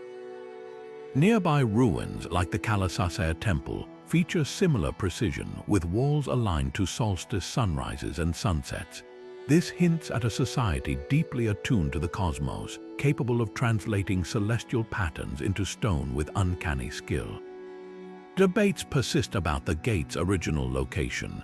Some argue it was moved in antiquity, possibly from the nearby Puma Punku complex, where even more perplexing stonework lies.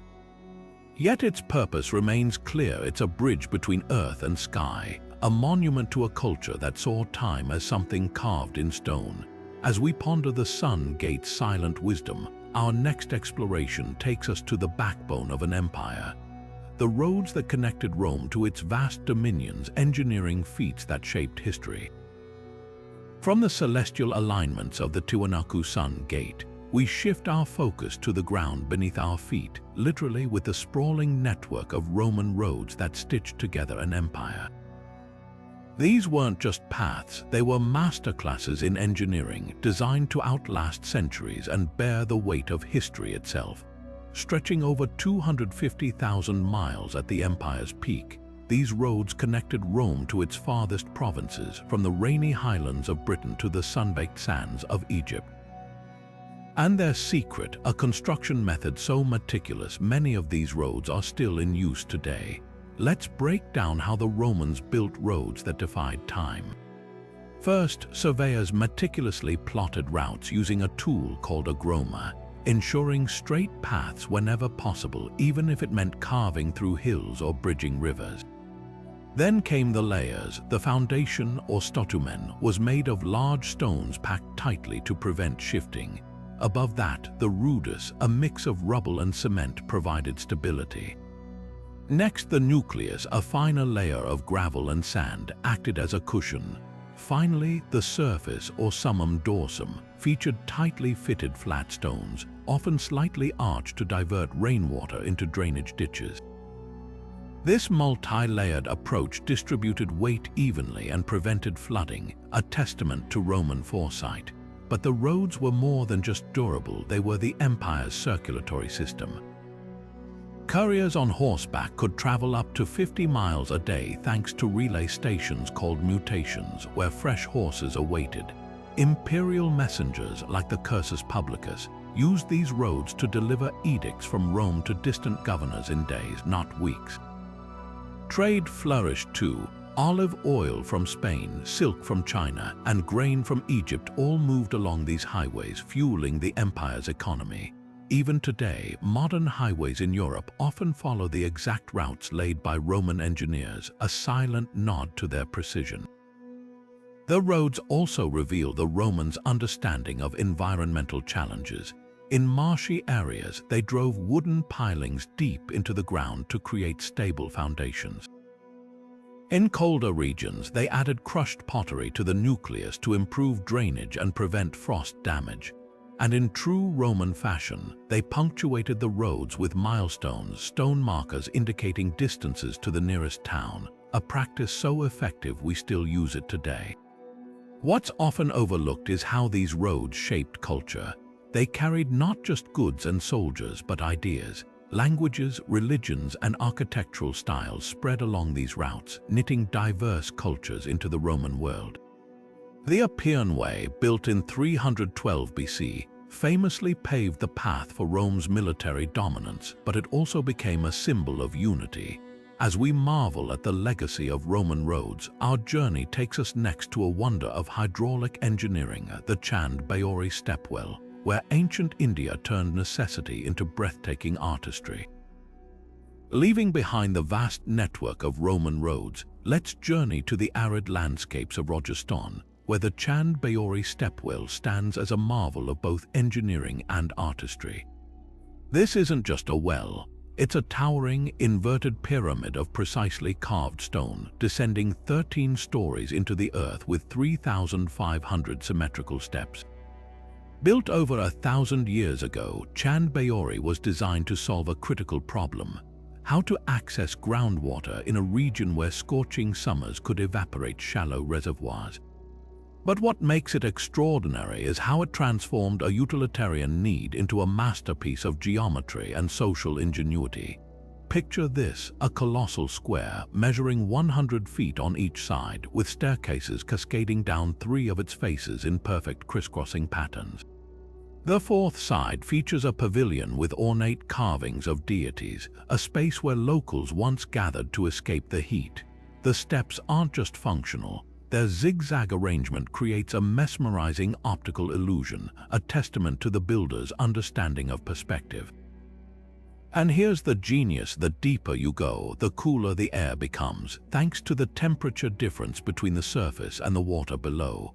In a land where summer temperatures soar past 100 degrees Fahrenheit, Chand Baori acted as a natural refrigerator, preserving food and offering respite to travelers. The mathematics behind Chand Baori's design is equally impressive. Each step is precisely 29 centimeters wide, a uniformity that ensured stability and ease of maintenance. The angles of the staircases were calculated to maximize shade, keeping the lower levels cool even at midday. But perhaps most striking is the well's acoustics. Clap your hands near the base, and the sound reverberates in a way that suggests the builders intentionally engineered the space to amplify voices, possibly for ceremonial purposes or to alert workers. Chand Baori wasn't just a water source, it was a communal hub. Women would gather here to draw water, their clay pots echoing against the stone, while merchants and pilgrims rested in the shaded alcoves. The stepwell's design even accounts for monsoon floods, with drainage channels carved into the walls to prevent erosion. And unlike Roman roads, which prioritized speed and durability, Chand Baori's brilliance lies in its harmony with nature. The well's depth ensured water remained accessible during droughts, while its open design allowed rainwater to replenish it efficiently. Yet Chand Baori holds one last secret: its alignment with celestial events. During certain equinoxes, sunlight strikes the steps at an angle that illuminates hidden carvings, a feature some scholars believe was tied to agricultural or religious calendars. This blend of practicality and mysticism captures the essence of ancient Indian engineering, where every solution served multiple purposes, from survival to spirituality. As we ascend from the cool depths of Chand Baori, our next stop takes us to the sun-drenched islands of Malta, where the mysterious cart ruts of an even older civilization defy explanation. Now let's step into the enigmatic world of Malta, where the island's limestone bedrock is etched with a network of mysterious parallel grooves known as the Maltese cart ruts. These shallow tracks, some as deep as 20 inches, crisscross the landscape in puzzling patterns, weaving through fields, plunging off cliffs, and even disappearing beneath the sea. Dating back at least 2,000 years, possibly even to the Bronze Age, their true purpose remains one of archaeology's most tantalizing riddles. At first glance, you might assume these ruts were simply worn down by carts or sledges hauling heavy loads. But here's the twist: many tracks run in pairs just over 4 feet apart, a spacing too narrow for most ancient wheeled vehicles. Some grooves intersect at sharp angles or spiral into tight curves, defying practical use for transportation. Others merge like railroad switches, hinting at a system far more elaborate than mere farm carts. And then there are the jump tracks, where ruts suddenly vanish only to reappear several feet away, as if whatever created them could lift itself over obstacles. Theories about the cart ruts are as varied as their paths. Some suggest they were part of an ancient quarrying operation, guiding sledges loaded with limestone blocks for temple construction. Others propose they channeled rainwater to fields in an era before terraces, but the most compelling idea ties them to Malta's megalithic temples, which predate the pyramids. Could the ruts have transported massive stone slabs for these sacred sites?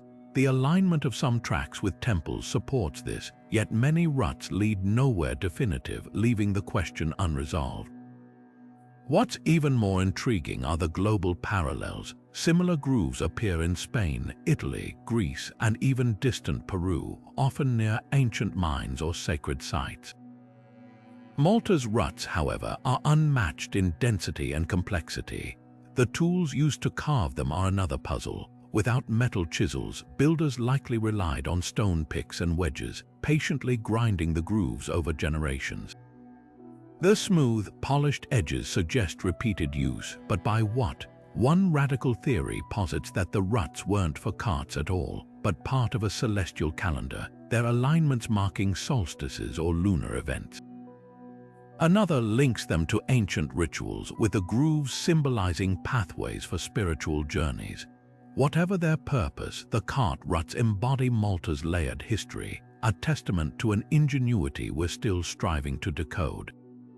As we leave these cryptic tracks behind, our next journey takes us to the earthquake-resistant walls of the Andes, where the Incas engineered stones to withstand the test of time and tremors. High above the ancient Inca capital of Cusco, the fortress of Sacsayhuaman stands as a marvel of earthquake-proof engineering. This sprawling complex is defined by its iconic zigzag walls, built with such precision that not even a sheet of paper can slide between the massive stones. But what truly astonishes engineers is how these walls have withstood centuries of violent seismic activity in one of the world's most earthquake-prone regions. The secret lies in the Incas' revolutionary stonemasonry. Unlike other civilizations that relied on mortar, the Incas shaped each multi-ton stone to fit its neighbors with flawless, interlocking angles. The blocks resemble a jigsaw puzzle with concave indentations perfectly matching convex protrusions. When tremors strike, the stones shift minutely, then settle back into place, dispersing seismic energy like shock absorbers. Modern engineers call this dynamic masonry, and it outperforms rigid concrete constructions that crack under stress. Equally baffling is how the Inca achieved this precision without iron tools or the wheel. Workers likely used harder stones like andesite to pound and polish softer limestone, gradually carving each block to specification. Some theories suggest they employed a system of ropes, sand, and water to test fits, adjusting angles by fractions of a degree. The result, walls where joints are so tight that even after 500 years you'll struggle to spot the seams. The zigzag design isn't just for show. Historians believe the three-tiered walls symbolize the Inca worldview, the serpent, the puma, and the condor representing the underworld, earth, and sky. But pragmatically, the zigzags added structural stability, creating multiple load-bearing points to prevent collapse. Spanish chroniclers wrote that during the conquest, these walls deflected cannon fire, a testament to their resilience. Yet the greatest mystery is logistical. How did workers transport these stones, some weighing over 100 tons, from quarries miles away? The Inca had no draft animals or wheels, yet they moved these behemoths across rugged terrain, possibly using log rollers, levers, and an army of laborers. Some stones bear small knobs, perhaps grips for ropes during placement, clues to a lost lifting technique. Today, Sacsayhuaman's walls are a masterclass in blending form and function. They challenge our assumptions about ancient technology, proving that sophistication doesn't always require modern tools. As we marvel at their endurance, our next stop takes us to another stone enigma, the spiral carvings of Malta's Tarxian temples, where artistry and ritual intertwine. Leaving behind the earthquake-defying walls of Sacsayhuaman, we journey across the Mediterranean to Malta, where an even older stone mystery awaits. Hidden beneath the island's golden limestone lies the Tarxian temple complex, home to some of the most enigmatic spiral carvings ever created by human hands. Dating back over 5,000 years, these temples predate the pyramids by a millennium, yet their walls are adorned with designs so precise they rival modern laser-cut art. The spirals, some swirling like whirlpools, others coiled like serpents, cover altars, doorways, and ceremonial slabs. What's astonishing isn't just their beauty, but the fact that Neolithic artisans carved them using nothing more than flint and obsidian tools. Archaeologists have long debated the meaning behind these hypnotic patterns. Some believe the spirals represent the cycle of life and death, a concept echoed in later cultures from Celtic knots to Hindu mandalas. Others argue they mirror astronomical phenomena, like the movement of stars or the path of the sun across the seasons. One particularly striking relief shows a spiral emerging from what appears to be a tree trunk, hinting at a connection to nature worship. The technical prowess displayed here is staggering. The carvers achieved smooth, flowing lines in hard Globigerina limestone without metal tools, likely using a combination of pounding, grinding, and painstaking abrasion. Microscopic analysis reveals some spirals were first sketched with red ochre pigment before carving, suggesting a sophisticated planning process. Even more perplexing are the drilled dots found along certain curves, tiny perforations that may have held ritual offerings or marked sacred measurements. Ritually, these temples were likely hubs of sound as much as sight. Experiments show that chanting in certain chambers creates eerie acoustic effects, with echoes bouncing off the spiral-carved walls in cascading waves. This has led some researchers to theorize the design served as audio maps, guiding ceremonial music or amplifying voices during rituals. Yet the greatest puzzle is why such labor-intensive artistry was invested here. With no evidence of a ruling class or written language, these temples seem to have been communal projects built over generations. Some carvings show wear patterns from repeated touching, implying they were interactive, perhaps used in initiation rites or healing ceremonies. As we trace these ancient coils, they pull us deeper into questions about humanity's first artists. Next, we'll examine how another civilization turned stone into a different kind of wonder. The Assyrians claimed invention of the Archimedes screw, centuries before Archimedes himself. Shifting our gaze from Malta's spirals to the fertile plains of ancient Mesopotamia, we encounter a hydraulic marvel that rewrites the timeline of engineering ingenuity.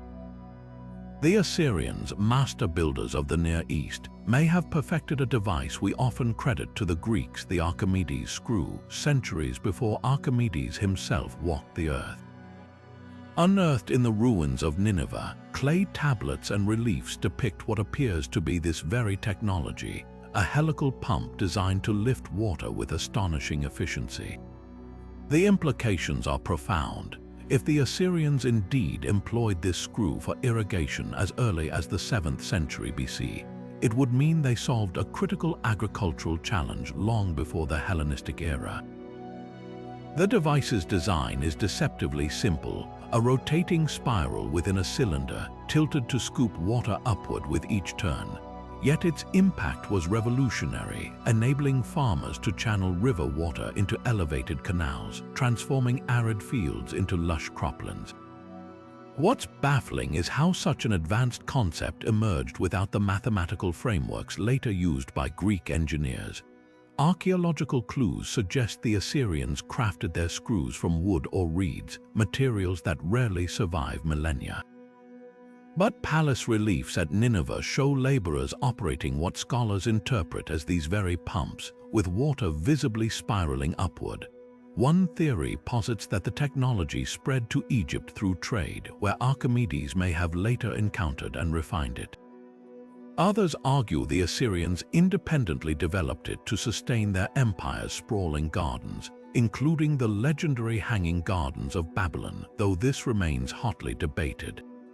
The screw's precision is what stumps modern researchers. Without standardized measurements, how did Assyrian artisans calculate the ideal pitch of the helix to maximize water flow?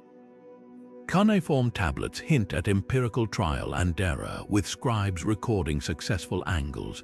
Some tablets even describe a water demon, possibly a metaphor for the screw's swirling motion, suggesting it held ritual significance alongside its practical use. This discovery forces us to reconsider the linear narrative of technological progress. The Assyrian screw implies that innovation could arise, vanish, and reappear across civilizations, like a hidden thread in history's tapestry. As we'll soon see, another ancient society fused stone and fire to create structures that defy explanation: the vitrified forts of Scotland, where walls were mysteriously melted into glass. Now let's journey from the sun-baked plains of Mesopotamia to the misty highlands of Scotland, where an even more perplexing ancient mystery awaits. Here, scattered across the rugged landscape, stand the remains of Iron Age forts with walls that appear to have been melted into glass, a phenomenon that has puzzled archaeologists for centuries.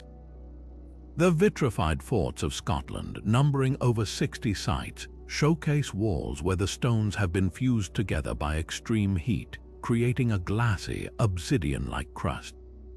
This isn't the result of some natural geological process, it's evidence of human hands wielding fire on a scale that defies easy explanation. The big question is, why would ancient builders deliberately subject their fortifications to such intense heat?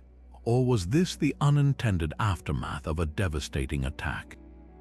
One leading theory suggests that the vitrification was intentional, a sophisticated construction technique designed to strengthen the walls. By superheating the stone, the builders may have created a kind of primitive concrete, binding the rocks together into an impenetrable barrier. Experiments have shown that temperatures exceeding 1000 degrees Celsius would be required to achieve this effect. No small feat for a society without modern kilns or bellows. How they managed to sustain such blistering heat across entire walls remains a mystery, though some speculate they used layers of timber stacked against the stones, set ablaze in a controlled manner. Others argue that the glassy walls are the scars of warfare. Ancient texts describe the Celts burning their own forts to deny them to enemies, a scorched earth tactic that could have unintentionally vitrified the stone. But this raises another puzzle. Why do only certain sections of these forts show vitrification while others remain untouched? If it were the result of a single catastrophic fire, we'd expect a more uniform effect. The selective melting hints at something more deliberate, perhaps a ritualistic practice or display of power. Recent studies have added another layer to the debate. Microscopic analysis reveals that some vitrified walls contain traces of plant material mixed with the stone, suggesting the builders may have combined organic matter with rock to alter the melting point. This implies a startling level of material science knowledge, centuries before the advent of formal chemistry. Could this have been an ancient form of engineering alchemy, turning stone into something stronger?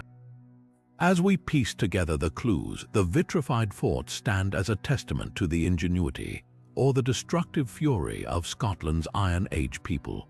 Whether the product of design or disaster, these shimmering ruins challenge our assumptions about ancient technology. Next, we'll venture to India, where an entire temple was carved not from assembled blocks, but from a single living mountain. Leaving behind the glass-like walls of Scotland, we now travel to the heart of India, where an architectural marvel defies not just time but the very laws of engineering. Carved from a single living mountain, the Kailasa temple stands as the world's largest monolithic structure, a shrine so immense, so precise, that its creation borders on the divine. Imagine a team of ancient artisans standing before a solid cliff of basalt rock, tasked with sculpting an entire temple complex not by adding stones but by removing them. This is the staggering reality of Kailasa. Unlike any other temple where builders stacked blocks upward, here they worked downward, chiseling away over 200,000 tons of rock to reveal a freestanding monument. To put that into perspective, that's the weight of nearly 400 jumbo jets excavated with nothing more than hammers, chisels, and human ingenuity. The temple's design is as ambitious as its construction. Towering 3 stories high, it features intricate pillars, grand courtyards, and even a network of underground chambers, all carved from the same unbroken stone. The relief sculptures depict scenes from Hindu epics with such detail that they seem to breathe life into the rock. But the true genius lies in the precision. Every column, every statue, every stairway aligns perfectly with the temple's sacred geometry, suggesting the builders worked from a master plan etched not on paper but in their collective memory. Legend attributes Kailasa to the 8th century Rashtrakuta King Krishna I, who commissioned it as a tribute to Mount Kailash, the abode of Lord Shiva. Yet the temple's construction remains shrouded in mystery. Traditional narratives claim it was completed in just 18 years, a timeline modern engineers find nearly impossible. Even with today's machinery, replicating such a feat would take decades. Some researchers propose that workers carved from multiple directions simultaneously, like a cosmic 3D puzzle, while others speculate about lost techniques involving directed sound or heat to soften the rock. Symbolically, Kailasa is more than a temple. It's a microcosm of the universe. The vertical excavation mirrors the Hindu belief in creation emerging from dissolution, while the temple's axis aligns with celestial events, echoing the connection between Earth and cosmos. Every groove in the stone seems to whisper a devotion, a testament to faith's power to move mountains literally. As we stand before this monolithic wonder, one question lingers: how did artisans without blueprints or modern tools achieve such perfection? The Kailasa temple doesn't just challenge our understanding of ancient engineering, it redefines the limits of human ambition. Next, we'll journey to the Pacific, where a city built from prismatic basalt columns floats like a mirage on the horizon.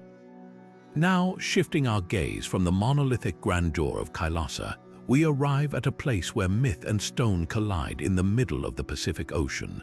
On the tiny island of Pohnpei, the ruins of Nan Madol rise like a forgotten dream, a city built not on land but atop a coral reef, using hundreds of thousands of prismatic basalt columns. This isn't just ancient engineering, it's a puzzle wrapped in legend, one that continues to baffle historians and archaeologists alike. Picture this: an artificial archipelago of 92 islets, each one supported by colossal hexagonal and octagonal stone logs stacked like firewood. These basalt columns, some weighing up to 50 tons, were quarried from the other side of the island, then transported across miles of jungle and water. That's the first great mystery of Nan Madol. Without wheels, pulleys, or draft animals, the builders, likely the Sordalor dynasty, somehow maneuvered these stones into place, creating canals and walls that still stand after centuries of typhoons and tides. The precision is staggering. The columns fit together so tightly that not even a blade of grass can slip between them, a technique seen in other megalithic sites like Sacsayhuaman. But here, the challenge was multiplied by the ocean. Saltwater erosion should have crumbled these structures long ago, yet they endure. Some suggest the builders used a form of coral concrete to stabilize the foundations, while oral traditions whisper of magic legendary twin sorcerers, Olasipa and Olasopa, who allegedly levitated the stones into place with the help of a flying dragon. Beyond its construction, Nan Madol's purpose is equally enigmatic. Dubbed the Venice of the Pacific, it may have been a ceremonial center, a royal citadel, or even a necropolis for elites. The largest islet, Nandowas, houses a tomb with walls 25 feet high, hinting at its sacred role. Yet, the city's sudden abandonment around the 16th century adds another layer of intrigue. Was it climate change, warfare, or something more supernatural, as local lore suggests? What makes Nan Madol truly extraordinary is its isolation. Unlike Egypt or Mesopotamia, this wasn't a civilization with vast resources or neighboring trade partners. It was a small island society that achieved the seemingly impossible, an underwater metropolis defying time and tide. As we wade through its flooded canals, one truth becomes clear: Nan Madol isn't just a feat of engineering. It's a testament to human ingenuity in the face of overwhelming odds. Next, we'll venture into the jungles of Guatemala, where the echoes of ancient acoustics still resonate through towering Mayan pyramids. Now, let's leave the ocean's mysteries behind and step into the dense jungles of Guatemala, where the ancient Mayan city of Tikal rises like a green cathedral. Here, the temples aren't just towering monuments, they're marvels of acoustic engineering, celestial precision, and sheer ambition. Imagine standing at the base of Temple 1, the so-called Temple of the Great Jaguar, as your whisper carries effortlessly to someone standing at the top, over 150 feet above. This isn't magic, it's a deliberate feat of design, one that still leaves scientists scratching their heads. The Mayans built Tikal's pyramids with an understanding of sound that feels almost supernatural. Clap your hands at the base of Temple 2, and the echo doesn't just bounce back, it mimics the chirp of the sacred Quetzal bird, a creature deeply tied to Mayan mythology. Researchers believe this was no accident. The step terraces and precise angles of the pyramids act like a natural amplifier, filtering and shaping sound in ways that modern architects struggle to replicate.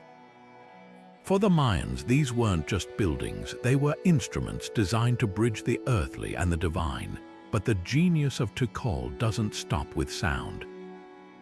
These temples are also cosmic compasses. The Grand Plaza, flanked by temples 1 and 2, aligns with the rising and setting sun during the equinoxes, casting shadows that slice through the jungle like celestial knives. The placement of Temple 4, the tallest pre-Columbian structure in the Americas, offers a clear view of Venus, a planet the Mayans tracked meticulously for both timekeeping and prophecy. Every stone seems to whisper secrets of a civilization that mapped the heavens with nothing but naked eyes and patience. Then there's the sheer scale of it all. Tikal's core covers over 6 square miles, with thousands of structures hidden beneath the jungle's embrace. The limestone blocks used to build these pyramids were hauled without wheels or beasts of burden, likely rolled on logs and lifted by hand. The labor required would have been staggering: tens of thousands of workers, decades of toil, all for a city that, at its peak, rivaled the grandeur of any old-world metropolis. Yet by the 9th century, Tikal, like so many Mayan cities, was abandoned, its secrets swallowed by the jungle until modern explorers rediscovered them. What makes Tikal truly unforgettable is how it engages all the senses. The way sound dances across its plazas, the way light paints its stones at dawn, the way the jungle hums around it. This wasn't just a city. It was a symphony in stone, a testament to a people who turned engineering into art. As we walk its ancient causeways, we're not just uncovering the past, we're listening to it. Next, we'll journey to Sri Lanka, where a fortress clings to the sky, its walls polished to a mirror's shine. Leaving the jungle pyramids of Tikal behind, we now ascend to a fortress that seems to defy gravity itself, the towering rock of Sigiriya in Sri Lanka. Rising nearly 600 feet above the surrounding plains, this ancient stronghold isn't just a marvel of defense. It's a masterpiece of engineering brilliance where every detail was designed to dazzle. Picture this: a sheer rock face, once polished so meticulously that it gleamed like a mirror, reflecting the clouds and jungle below. This wasn't just vanity, it was a statement of power, a technological flex that still leaves visitors in awe today. The mirror wall, as it's called, is perhaps the most astonishing feature. Crafted over 1,500 years ago, This surface was buffed to such a high sheen that King Kashiapa could reportedly see his reflection as he walked alongside it. How did they achieve this without modern tools? Workers used a mixture of egg whites, beeswax, and finely ground lime plaster, applied in layers and polished for months with smooth stones. The result was a wall so reflective it could rival modern glass, an unthinkable feat for the 5th century. But the mirror wall wasn't just for show. It also served as a canvas for centuries of visitors, with over 1,000 graffiti inscriptions etched into its surface, some dating back to the 8th century. These scribbles, written by awestruck travelers, poets, and pilgrims, are now priceless records of ancient thoughts and languages. Then there are the frescoes. Halfway up the rock, tucked into a sheltered alcove, lie the famous Sigiriya maidens' vibrant paintings of women adorned with flowers and jewels. The pigments used here were no ordinary paints. Artists crafted them from mineral oxides, blending clay and plant extracts to create colors that have somehow survived monsoons, sun, and centuries. The blues came from crushed lapis lazuli, the reds from iron-rich soils, and the greens from malachite, all applied onto wet plaster in a technique similar to Italy's Renaissance frescoes, but predating them by 1,000 years. These women, their expressions serene and their garments flowing, seem to float against the rock, a testament to artistic skill that transcends time. But Sigiriya's genius doesn't stop at art. The fortress boasts one of the world's oldest surviving hydraulic systems, a network of pumps, channels, and pools that defies its age. At the summit, a series of terracotta pipes fed water into royal baths, gardens, and even a sophisticated cooling system that circulated air through water-filled trenches. Down below, moats and fountains operated on gravity alone, with interlocking tanks ensuring a constant flow. Engineers designed the entire system to function without a single pump, using the rock's natural slope to direct water where it was needed. In a land where droughts and monsoons alternate, this was survival technology disguised as luxury. What makes Sigiriya unforgettable is how it merges the practical with the sublime. A fortress that's also a gallery, a mirror that's also a history book, a rock that's a triumph of both war and beauty. As we climb its ancient staircases, we're not just scaling a monument, we're walking through the ambitions of a king who turned a boulder into a legend. Next, we'll uncover the secrets of Malta's megalithic temples, where solstice alignments and fertility symbols hint at a civilization far ahead of its time. Now, let's journey from the sky-high splendor of Sigiriya to the sun-baked islands of Malta, where the Haga Kim temples sit quietly, holding secrets far older than the pyramids. These megalithic structures, built over 5,000 years ago, are a puzzle wrapped in limestone, a testament to a civilization that mastered the stars and the earth long before modern tools existed. Standing atop the cliffs of Malta, Haga Kim isn't just a collection of rocks, it's a celestial calculator. The temple's entrance aligns perfectly with the summer solstice sunrise, allowing the first light of the longest day to pierce through a small oval hole and illuminate a specific altar inside. This wasn't luck. The builders understood the sun's path with precision, crafting a spiritual and practical guide for planting, harvests, and rituals. But how, without written records, we're left marveling at their intuition, or perhaps their inherited knowledge from even older cultures. The walls themselves whisper of devotion. Carved spirals, zigzags, and phallic symbols cover the stones, hinting at a society obsessed with fertility and rebirth. Some researchers believe these motifs weren't just art, they were prayers etched into rock asking the earth for abundance. The most striking is the Fat Lady statue, a voluptuous figure thought to represent a mother goddess. Unlike the delicate Sigiriya maidens, she's robust, carved with exaggerated hips and breasts, a symbol of life's cyclical nature.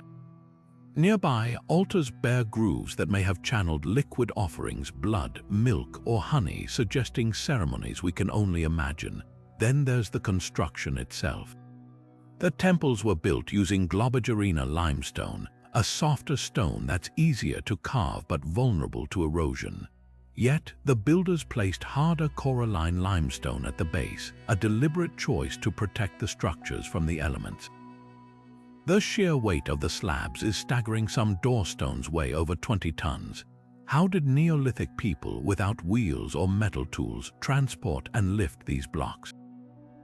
One theory suggests they used spherical stones as rollers, but no definitive evidence has been found. The precision is equally baffling. Stones fit so snugly that even today you can't slide a credit card between them. But Haga Kim's greatest enigma might be its acoustic properties. Certain chambers amplify sound in ways that suggest ritual chanting or music played a role in ceremonies. Stand in the right spot and a whisper travels across the room like a shout. Was this intentional? If so, it places Haga Kim alongside sites like Newgrange and Stonehenge as places where architecture and sound merge to create something transcendent. As the sun sets over Malta, casting long shadows through Haga Kim's doorways, we're left with more questions than answers. Who were these builders? Why did their civilization vanish? And what compelled them to invest centuries into temples that outlived them by millennia? Next, we'll descend into the depths of China, where the Leshan giant Buddha stares serenely across a river, carved not just as art but as a feat of geological engineering. Leaving behind the sunlit temples of Malta, we now cross continents to stand in the shadow of a marvel carved not just by human hands, but by divine patience, the Leshan giant Buddha. Rising 233 feet from the base of a sandstone cliff in China's Sichuan province, this serene colossus isn't merely a statue, it's a geological intervention. Monks began this audacious project in the year 713, led by a visionary named Haitong, who believed carving the Buddha into the cliffside would calm the treacherous waters of the converging Minjiang, Dodu, and Qingyi rivers below. What makes the Leshan Buddha extraordinary isn't just its scale, though it remains the tallest pre-modern statue in the world, but the ingenuity behind its endurance. The builders didn't just carve, they engineered. Hidden within the statue's folds and robes is a labyrinth of drainage channels designed to divert rainwater and control erosion. These gutters, disguised as artistic flourishes, funnel water away from the statue's face and torso, channeling it through sleeves and down the sides where it harmlessly exits near the feet. This system, refined over centuries, has preserved the Buddha's delicate features from the region's heavy rains, ensuring its expression of tranquil wisdom remains intact after more than 1,200 years. The construction itself was a feat of persistence. Haitong dedicated his life to the project, but it would take 90 years and 3 generations of craftsmen to complete. Early workers suspended themselves from ropes, chiseling the cliff face inch by inch, while others hauled away debris in baskets, an estimated several thousand tons of stone removed entirely by hand. The statue's proportions are a marvel of precision. Its ears stretch 23 feet long, each finger over 11 feet, and those downturned eyes, though they appear relaxed, were carved with a slight upward tilt so they'd meet the gaze of worshippers below. But the Buddha's impact went beyond artistry. Legends claim its presence altered the river's currents, taming the whirlpools that once capsized boats. Modern studies suggest the massive amount of rock dumped into the water during construction may have unintentionally stabilized the flow. Whether by destiny or physics, the statue fulfilled Haitong's promise of safety, becoming both a spiritual beacon and a civic triumph. Today, as visitors climb the steep steps to peer into the Buddha's weathered face, they're witnessing more than religious devotion. They're standing before a testament to human tenacity. A project that outlived its creators, harmonized with nature, and still whispers its lessons across the centuries. Now, let's move from this solitary giant to a symphony of stone, the tiered majesty of Indonesia's Borobudur Temple, where every step tells a story. From the solitary grandeur of the Leshan giant Buddha, we now step into a world where stone becomes scripture, the sprawling wonder of Borobudur Temple. Nestled in the heart of Java, Indonesia, this monumental pyramid isn't just a structure. It's a three-dimensional map of the cosmos, a physical manifestation of Buddhist philosophy carved into 9 stacked platforms. Built in the 9th century by the Sailendra dynasty, Borobudur is the world's largest Buddhist temple, a mountain of andesite stone adorned with 2,672 intricately carved relief panels. Each panel is a page from sacred texts depicting scenes from the life of the Buddha, tales of his past lives, and the path to enlightenment. What makes Borobudur extraordinary isn't just its scale but its symbolism. The temple is designed as a giant mandala, a geometric representation of the universe in Buddhist tradition. Pilgrims ascend through 3 tiers representing the realms of existence. The base symbolizes the world of desire, the middle terraces the world of form, and the uppermost circular platforms the formless realm of pure enlightenment. This journey isn't just spiritual, it's a physical experience. Visitors walk clockwise along narrow corridors, tracing a spiral path that mirrors the cyclical nature of life and rebirth. The relief panels act as a visual guide, their narratives unfolding like a sacred scroll as you climb higher, each step bringing you closer to the divine. The precision of Borobudur's construction defies its age. The temple's builders aligned it with cardinal directions and celestial events, its central stupa positioned to catch the first light of dawn during equinoxes. The mathematical harmony of its tiers reflects advanced understanding of geometry. Each platform's dimensions follow strict ratios, creating a sense of balance that resonates with the Buddhist concept of cosmic order. Even the statues of seated Buddhas, numbering 504, are placed with intentional symmetry, their hand gestures or mudras corresponding to the compass directions they face. But Borobudur's genius extends beyond its design. The temple's drainage system is a masterpiece of ancient engineering. Hidden gutters channel tropical rains through ornamental spouts shaped like mythical creatures, protecting the reliefs from erosion. This system, combined with the temple's slight convex curvature, ensures water flows evenly off the structure, a detail modern architects still study. For centuries, Borobudur lay buried under volcanic ash and jungle growth, its existence fading into legend until its rediscovery in the 19th century.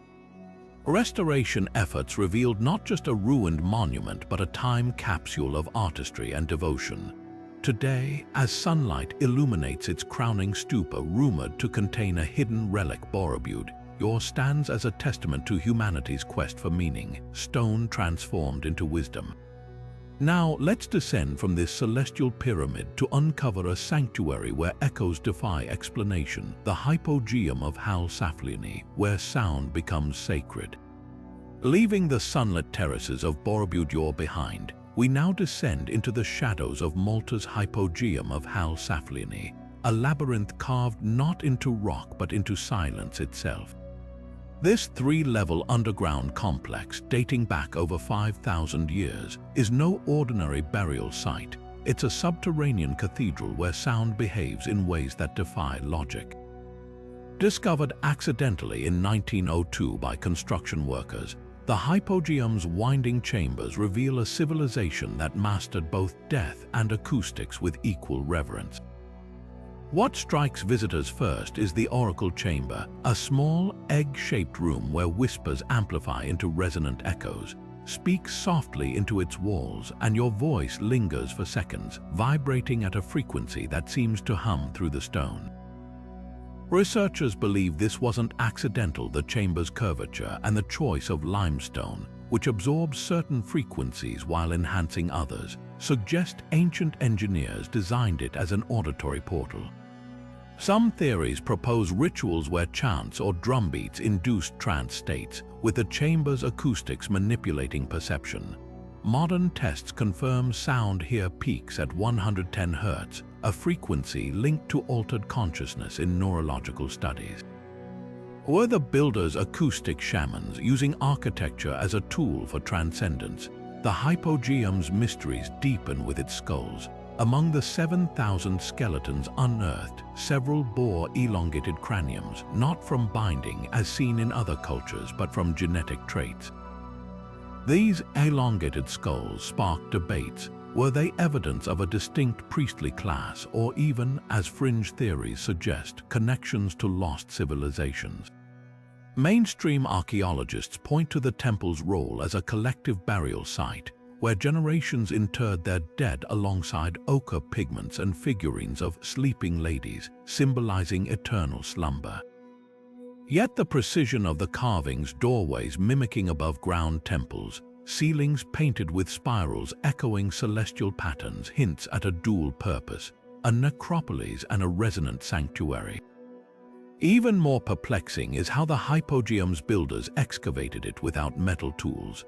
The soft Globigerina limestone allowed carving with stone and antler picks, but the layout's precision, walls smoothed to millimeter perfection, chambers aligned to solstice light shafts, implies advanced planning. Acoustic engineers note how sound travels through the complex. Low tones reverberate differently in each chamber, suggesting intentional sound zones for rituals. One corridor even channels echoes to create the illusion of invisible voices, a Bronze Age surround system. Today, access to the hypogeum is tightly controlled to preserve its fragile acoustics. Yet standing in its deepest chamber where the weight of millennia presses close, you grasp why UNESCO calls it a monument of superlatives.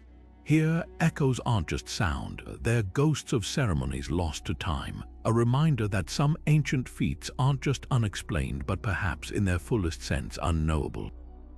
Now, let's emerge from this underworld to witness a city where water was as sacred as stone, the hydraulic marvel of Angkor Wat. Rising from the echoes of Malta's hidden chambers, we journey to the sun-drenched plains of Cambodia, where the sprawling ruins of Angkor Wat reveal an ancient mastery over water that rivals its grandeur in stone. This colossal temple complex, built in the 12th century by King Suryavarman II, is more than just a sacred landmark, it's the heart of a hydraulic empire. Imagine a city where canals, reservoirs, and moats didn't just serve practical needs but embodied the very cosmos, mirroring the mythical Hindu ocean surrounding Mount Meru. At first glance, Angkor's 5-mile-long moat appears decorative, framing the temple like a liquid mirror. But dig deeper, and you'll find a meticulously engineered system that stabilized the entire region's ecosystem. The moat wasn't merely a barrier, it was a massive water storage unit regulating the monsoon's deluges and the dry season's parched demands. Engineers designed it with precise slopes, a gradient of just 0.005%, ensuring water flowed evenly without erosion. Modern satellite imaging reveals a grid of canals and basins extending far beyond the temple, turning 900 square kilometers of land into a managed watershed. This wasn't just urban planning, it was landscape alchemy. The true marvel lies in Angkor's barrays, vast rectangular reservoirs holding billions of gallons. The West Barray, for instance, spans 5 miles by 1 mile and still holds water today. These weren't passive pools but active tools. By releasing water through controlled channels, farmers grew 3 rice crops annually, unheard of in medieval times. The system even mitigated climate shocks. Sediment studies show Angkor weathered prolonged droughts without collapse thanks to its hydraulic buffer. Yet the barrays also had spiritual weight. Positioned along cardinal axes, they symbolized the primordial sea of creation, merging utility with theology. How did a civilization without steel tools or modern surveying achieve this? The answer lies in labor and leverage. Historians estimate tens of thousands of workers moved earth and stone, using elephant-powered dredges and bamboo scaffolds. The Khmers understood something modern engineers often forget. Water follows gravity, not grand designs. Their canals mimicked natural riverbeds, avoiding silt buildup. Even the temple's foundation pits were layered with sand, allowing the stone-heavy structures to float during floods, an ancient seismic retrofit. But Angkor's water secrets aren't just historical curiosities. Recent LiDAR scans uncovered buried channels suggesting the system was even more extensive, possibly feeding industries like metallurgy. Some researchers argue the network's eventual failure, due to overexpansion and deforestation, offers a stark lesson in ecological overreach. Standing by Angkor's moat at dawn, as its lotus-filled waters reflect the temple's spires, you're witnessing more than ruins. You're seeing a dialogue between earth and water, engineered by minds who viewed infrastructure as sacred. Now, let's pivot from Cambodian canals to a site where geometry meets the heavens, the enigmatic solar gates of Germany's Goseck Circle. Leaving behind the sacred waters of Angkor Wat, we travel thousands of miles and millennia to a windswept field in Germany, where a simple ring of wooden posts holds secrets as old as time itself. This is the Goseck Circle, Europe's oldest known solar observatory, a Neolithic masterpiece carved into the earth over 7,000 years ago.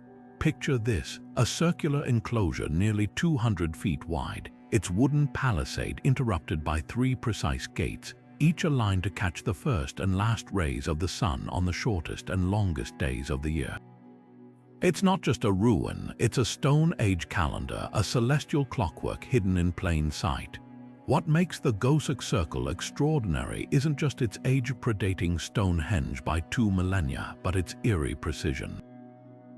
The southeastern and southwestern gates frame the winter solstice sunrise and sunset with an accuracy that would make modern engineers nod in respect.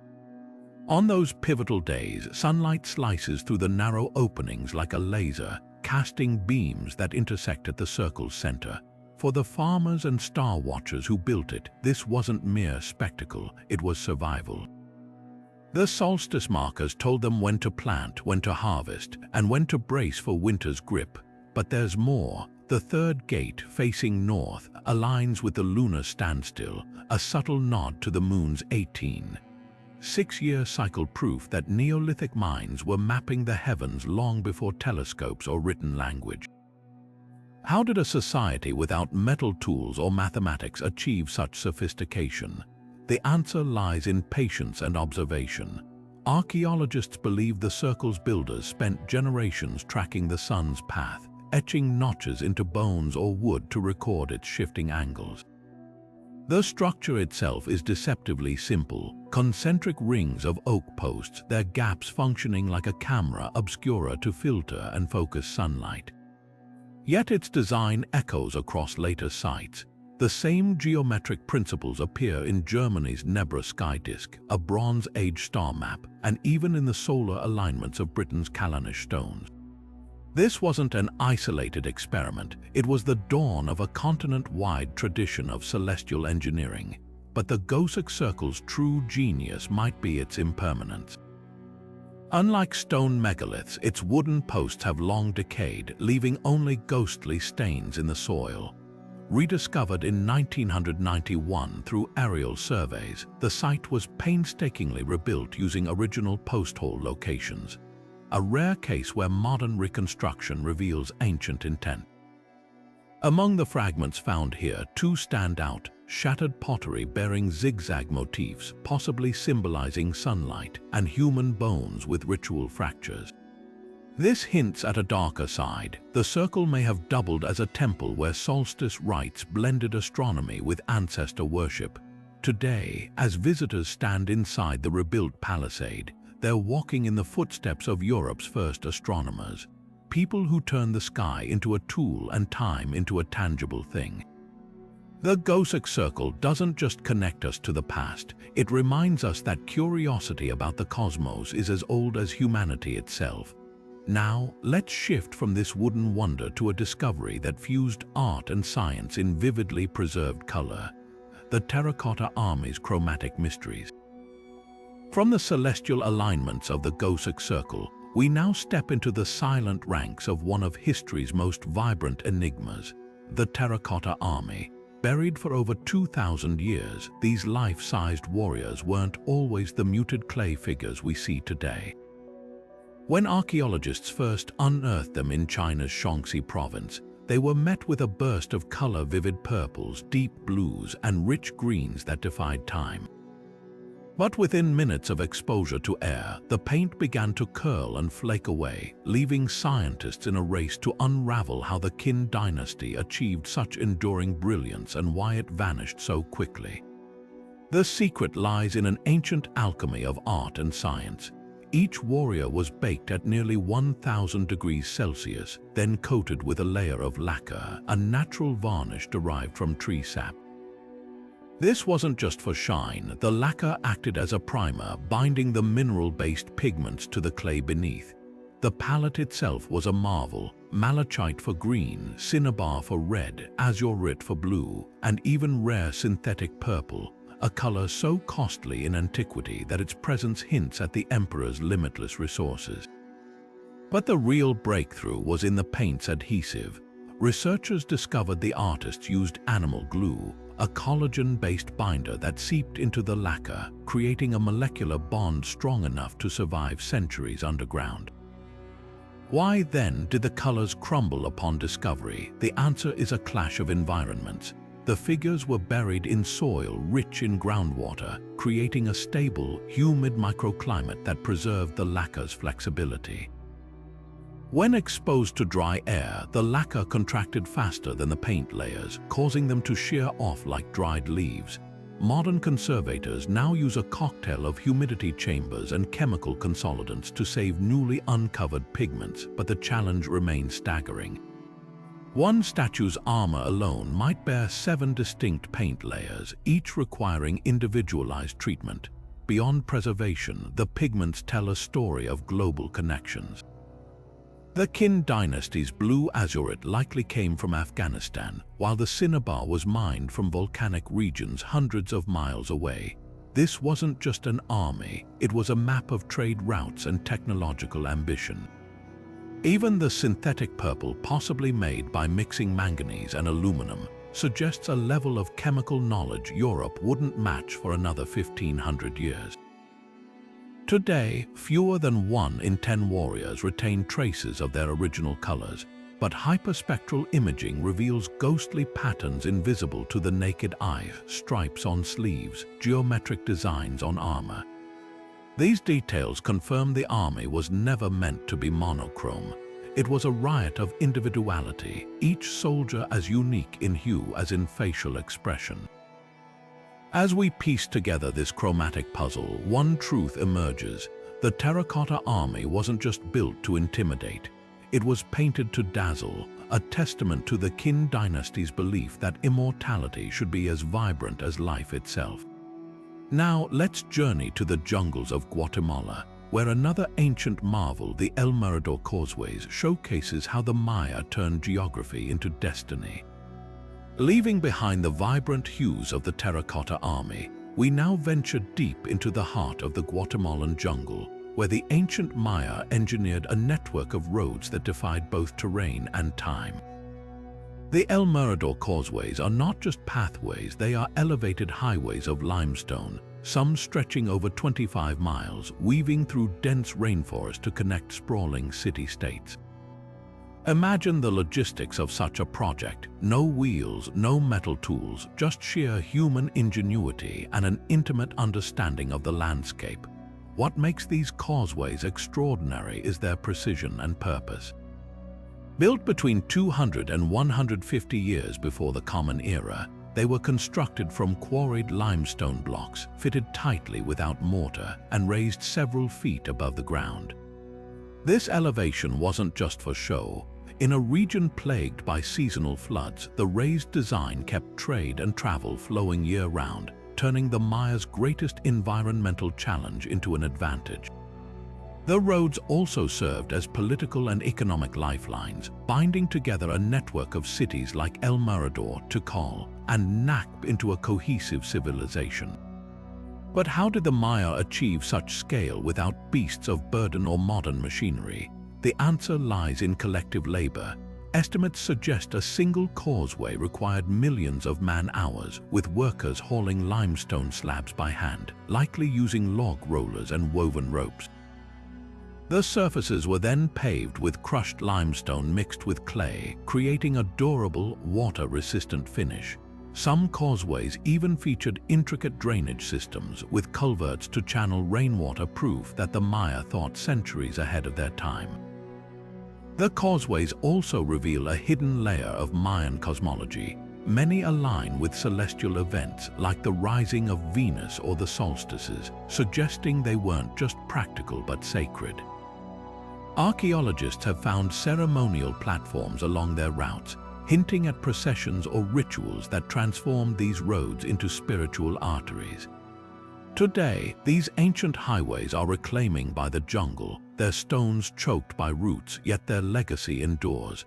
LiDAR technology has uncovered previously hidden sections, revealing a web of connections far more extensive than once imagined. The El Mirador causeways stand as a testament to a civilization that didn't just adapt to its environment, it engineered it. Next, we'll step into the labyrinth of Knossos, where the Minoans mastered a different kind of innovation, plumbing that rivaled the modern age. Leaving the jungle highways of the Maya behind, we now journey to the sun-drenched island of Crete, where the Minoans engineered a marvel that wouldn't become commonplace for thousands of years: indoor plumbing. At the heart of their capital, Knossos, lay a palace so advanced that its sanitation systems rivaled those of the 19th century. While later civilizations struggled with basic waste disposal, the Minoans were flushing toilets and directing wastewater through intricate networks of terracotta pipes.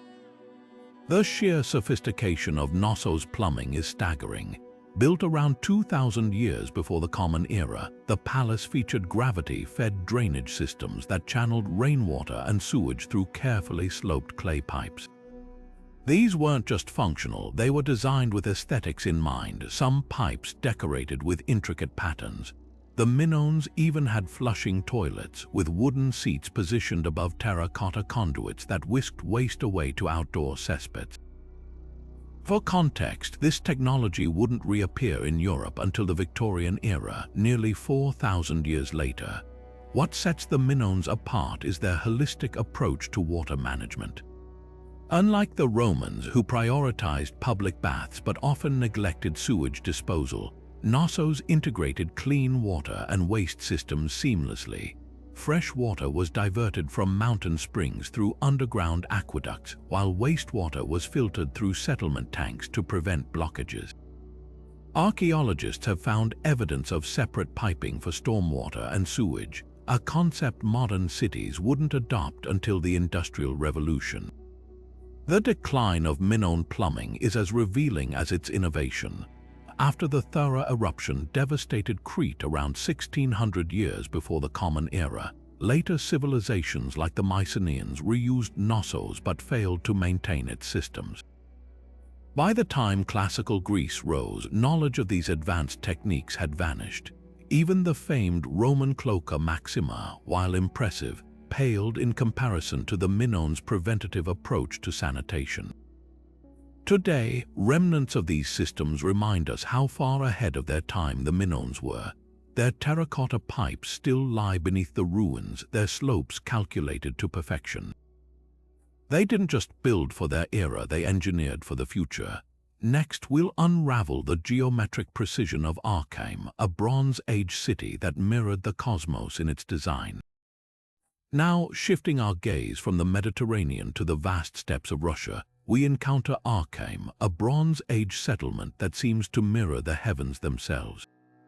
Nestled in the southern Ural Mountains, this circular city is more than just a collection of ancient walls, it's a meticulously planned cosmic blueprint, aligning with celestial events with an accuracy that challenges our understanding of early astronomy.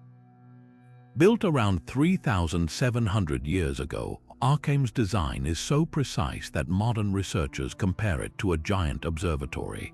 Its streets and walls positioned to track solstices, equinoxes, and even specific stars. The most striking feature of Archaeum is its concentric circular layout, resembling a mandala or a labyrinth. Two massive rings of fortified walls separated by a moat encircle a central plaza. Each ring contained dwellings with radial streets dividing the city into perfectly equal sectors.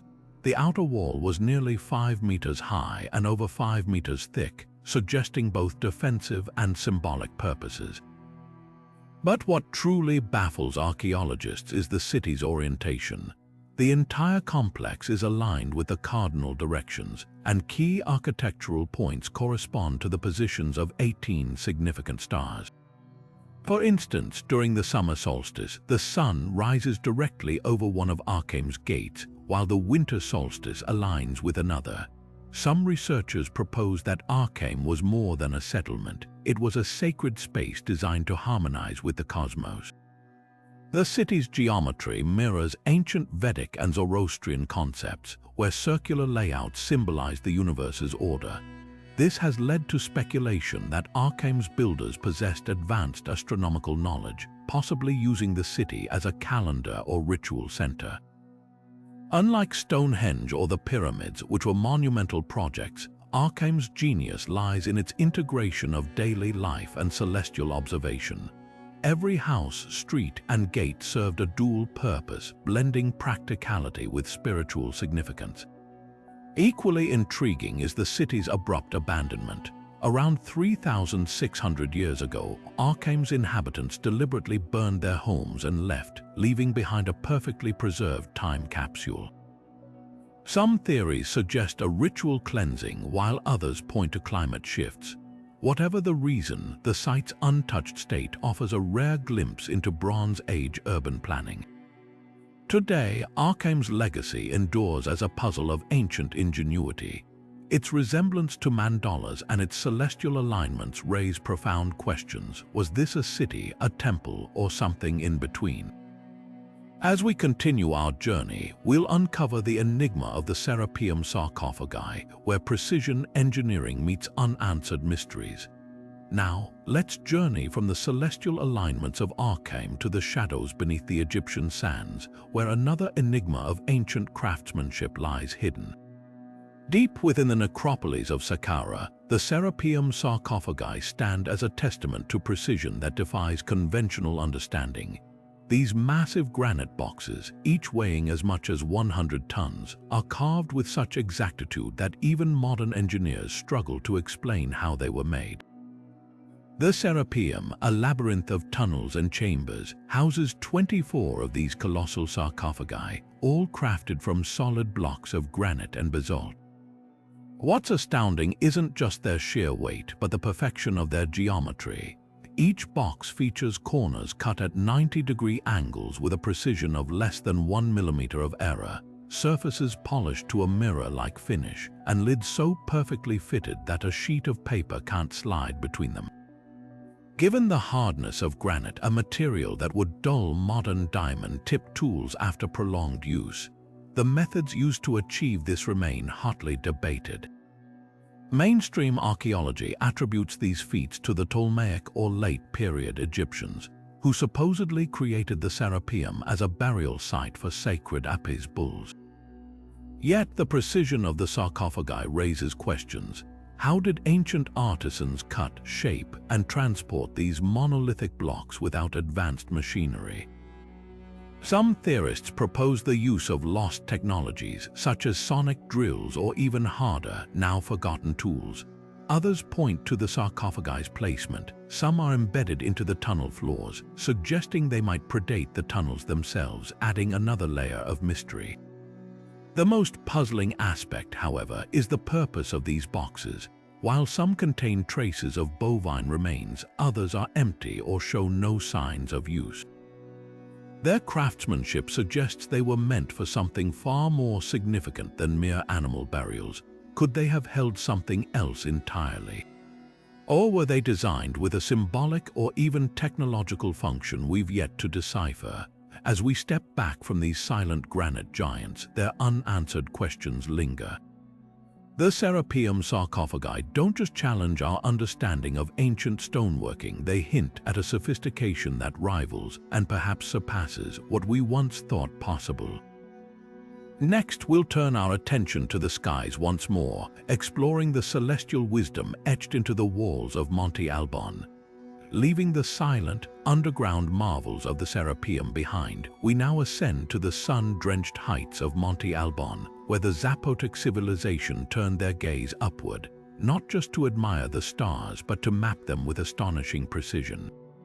Perched on a flattened mountaintop in what is now Oaxaca, Mexico, this ancient city's observatory and its aligned structures reveal a sophistication in astronomy that rivals even the most advanced cultures of its time. Monte Alban's celestial mastery is etched into its very architecture. The building of the danzantes, with its enigmatic carvings of contorted figures, may hint at astronomical events or sacrifices linked to cosmic cycles. But it's the observatory's alignment with key stars and planets that truly captivates. The main platform, for instance, points directly to the star Capella during its zenith passage, an event marking critical dates in the agricultural calendar. Meanwhile, the city's iconic arrowhead structure aligns with the Pleiades cluster, whose appearance signaled the start of the rainy season, a vital detail for survival in this arid region. The Zapotecs didn't just observe the sky, they encoded it into their urban planning. The entire city is oriented 15.5 degrees east of north, a deliberate angle that matches the local horizon's most prominent celestial risings and settings. This alignment allowed priests and astronomers to predict solstices, equinoxes, and even Venus's cycles, which governed rituals and warfare. Their calendar system, a complex interplay of 260-day and 365-day cycles, synchronized human activity with cosmic rhythms in ways modern researchers are still unraveling. How did they achieve such accuracy without telescopes or written records? The answer lies in generations of meticulous observation. Zapotec astronomers likely used simple tools like crossed sticks or horizon markers to track celestial movements over centuries, compiling knowledge passed down orally. The sheer patience required to detect patterns in planetary motions like Venus's 584-day cycle speaks to a culture deeply invested in understanding the universe's order. Yet mysteries remain. Some buildings at Monte Alban align with stars that only appear once every 52 years, suggesting long-term celestial events were central to their cosmology. Others speculate that certain structures served as echo chambers for sound-based astronomy, where chants or drumbeats might have been used to mirror celestial frequencies. As the sun sets over Monte Alban's plazas, casting shadows that once guided priests in their celestial computations, we're left to marvel at how the Zapotecs transformed a mountaintop into a cosmic clock. Their legacy challenges us to reconsider what's possible with patience, ingenuity, and an unwavering focus on the skies. Next, we'll step into a modern artist's homage to such ancient wisdom, where the desert sun meets contemporary design in the sun tunnels. Shifting our gaze from ancient observatories to a contemporary marvel, we arrive at the sun tunnels where modern artistry meets the timeless fascination with celestial precision.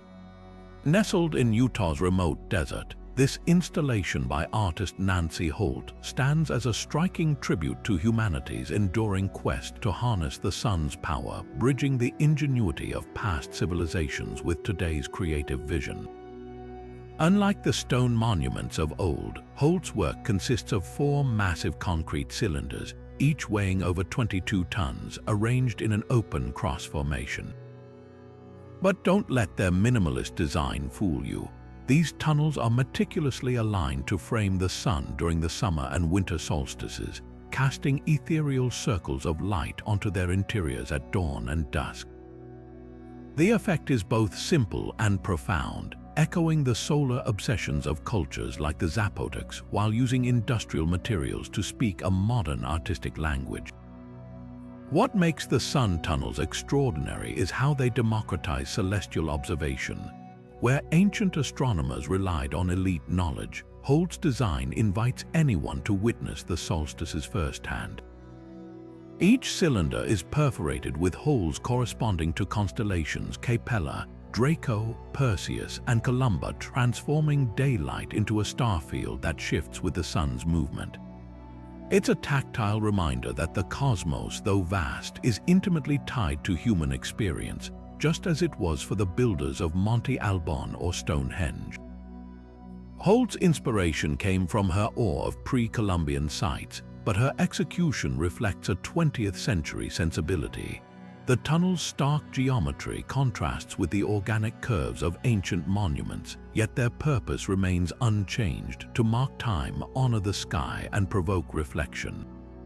In one interview, Holt described the desert as the best place to view the universe, underscoring how isolation heightens our connection to celestial rhythms, a truth ancient engineers knew well.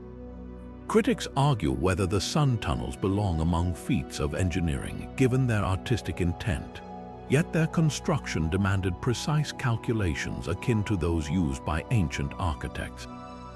The cylinders had to be angled at exactly 34 degrees to capture the solstice sun, requiring surveyors, astronomers, and engineers to collaborate, proving that aligning human creations with the cosmos remains as challenging today as it was millennia ago. As the final entry in our list, the sun tunnels offer a poignant full circle. They remind us that our fascination with the sun's path isn't confined to history books. It lives on in art, science, and the shared human impulse to find meaning in the heavens.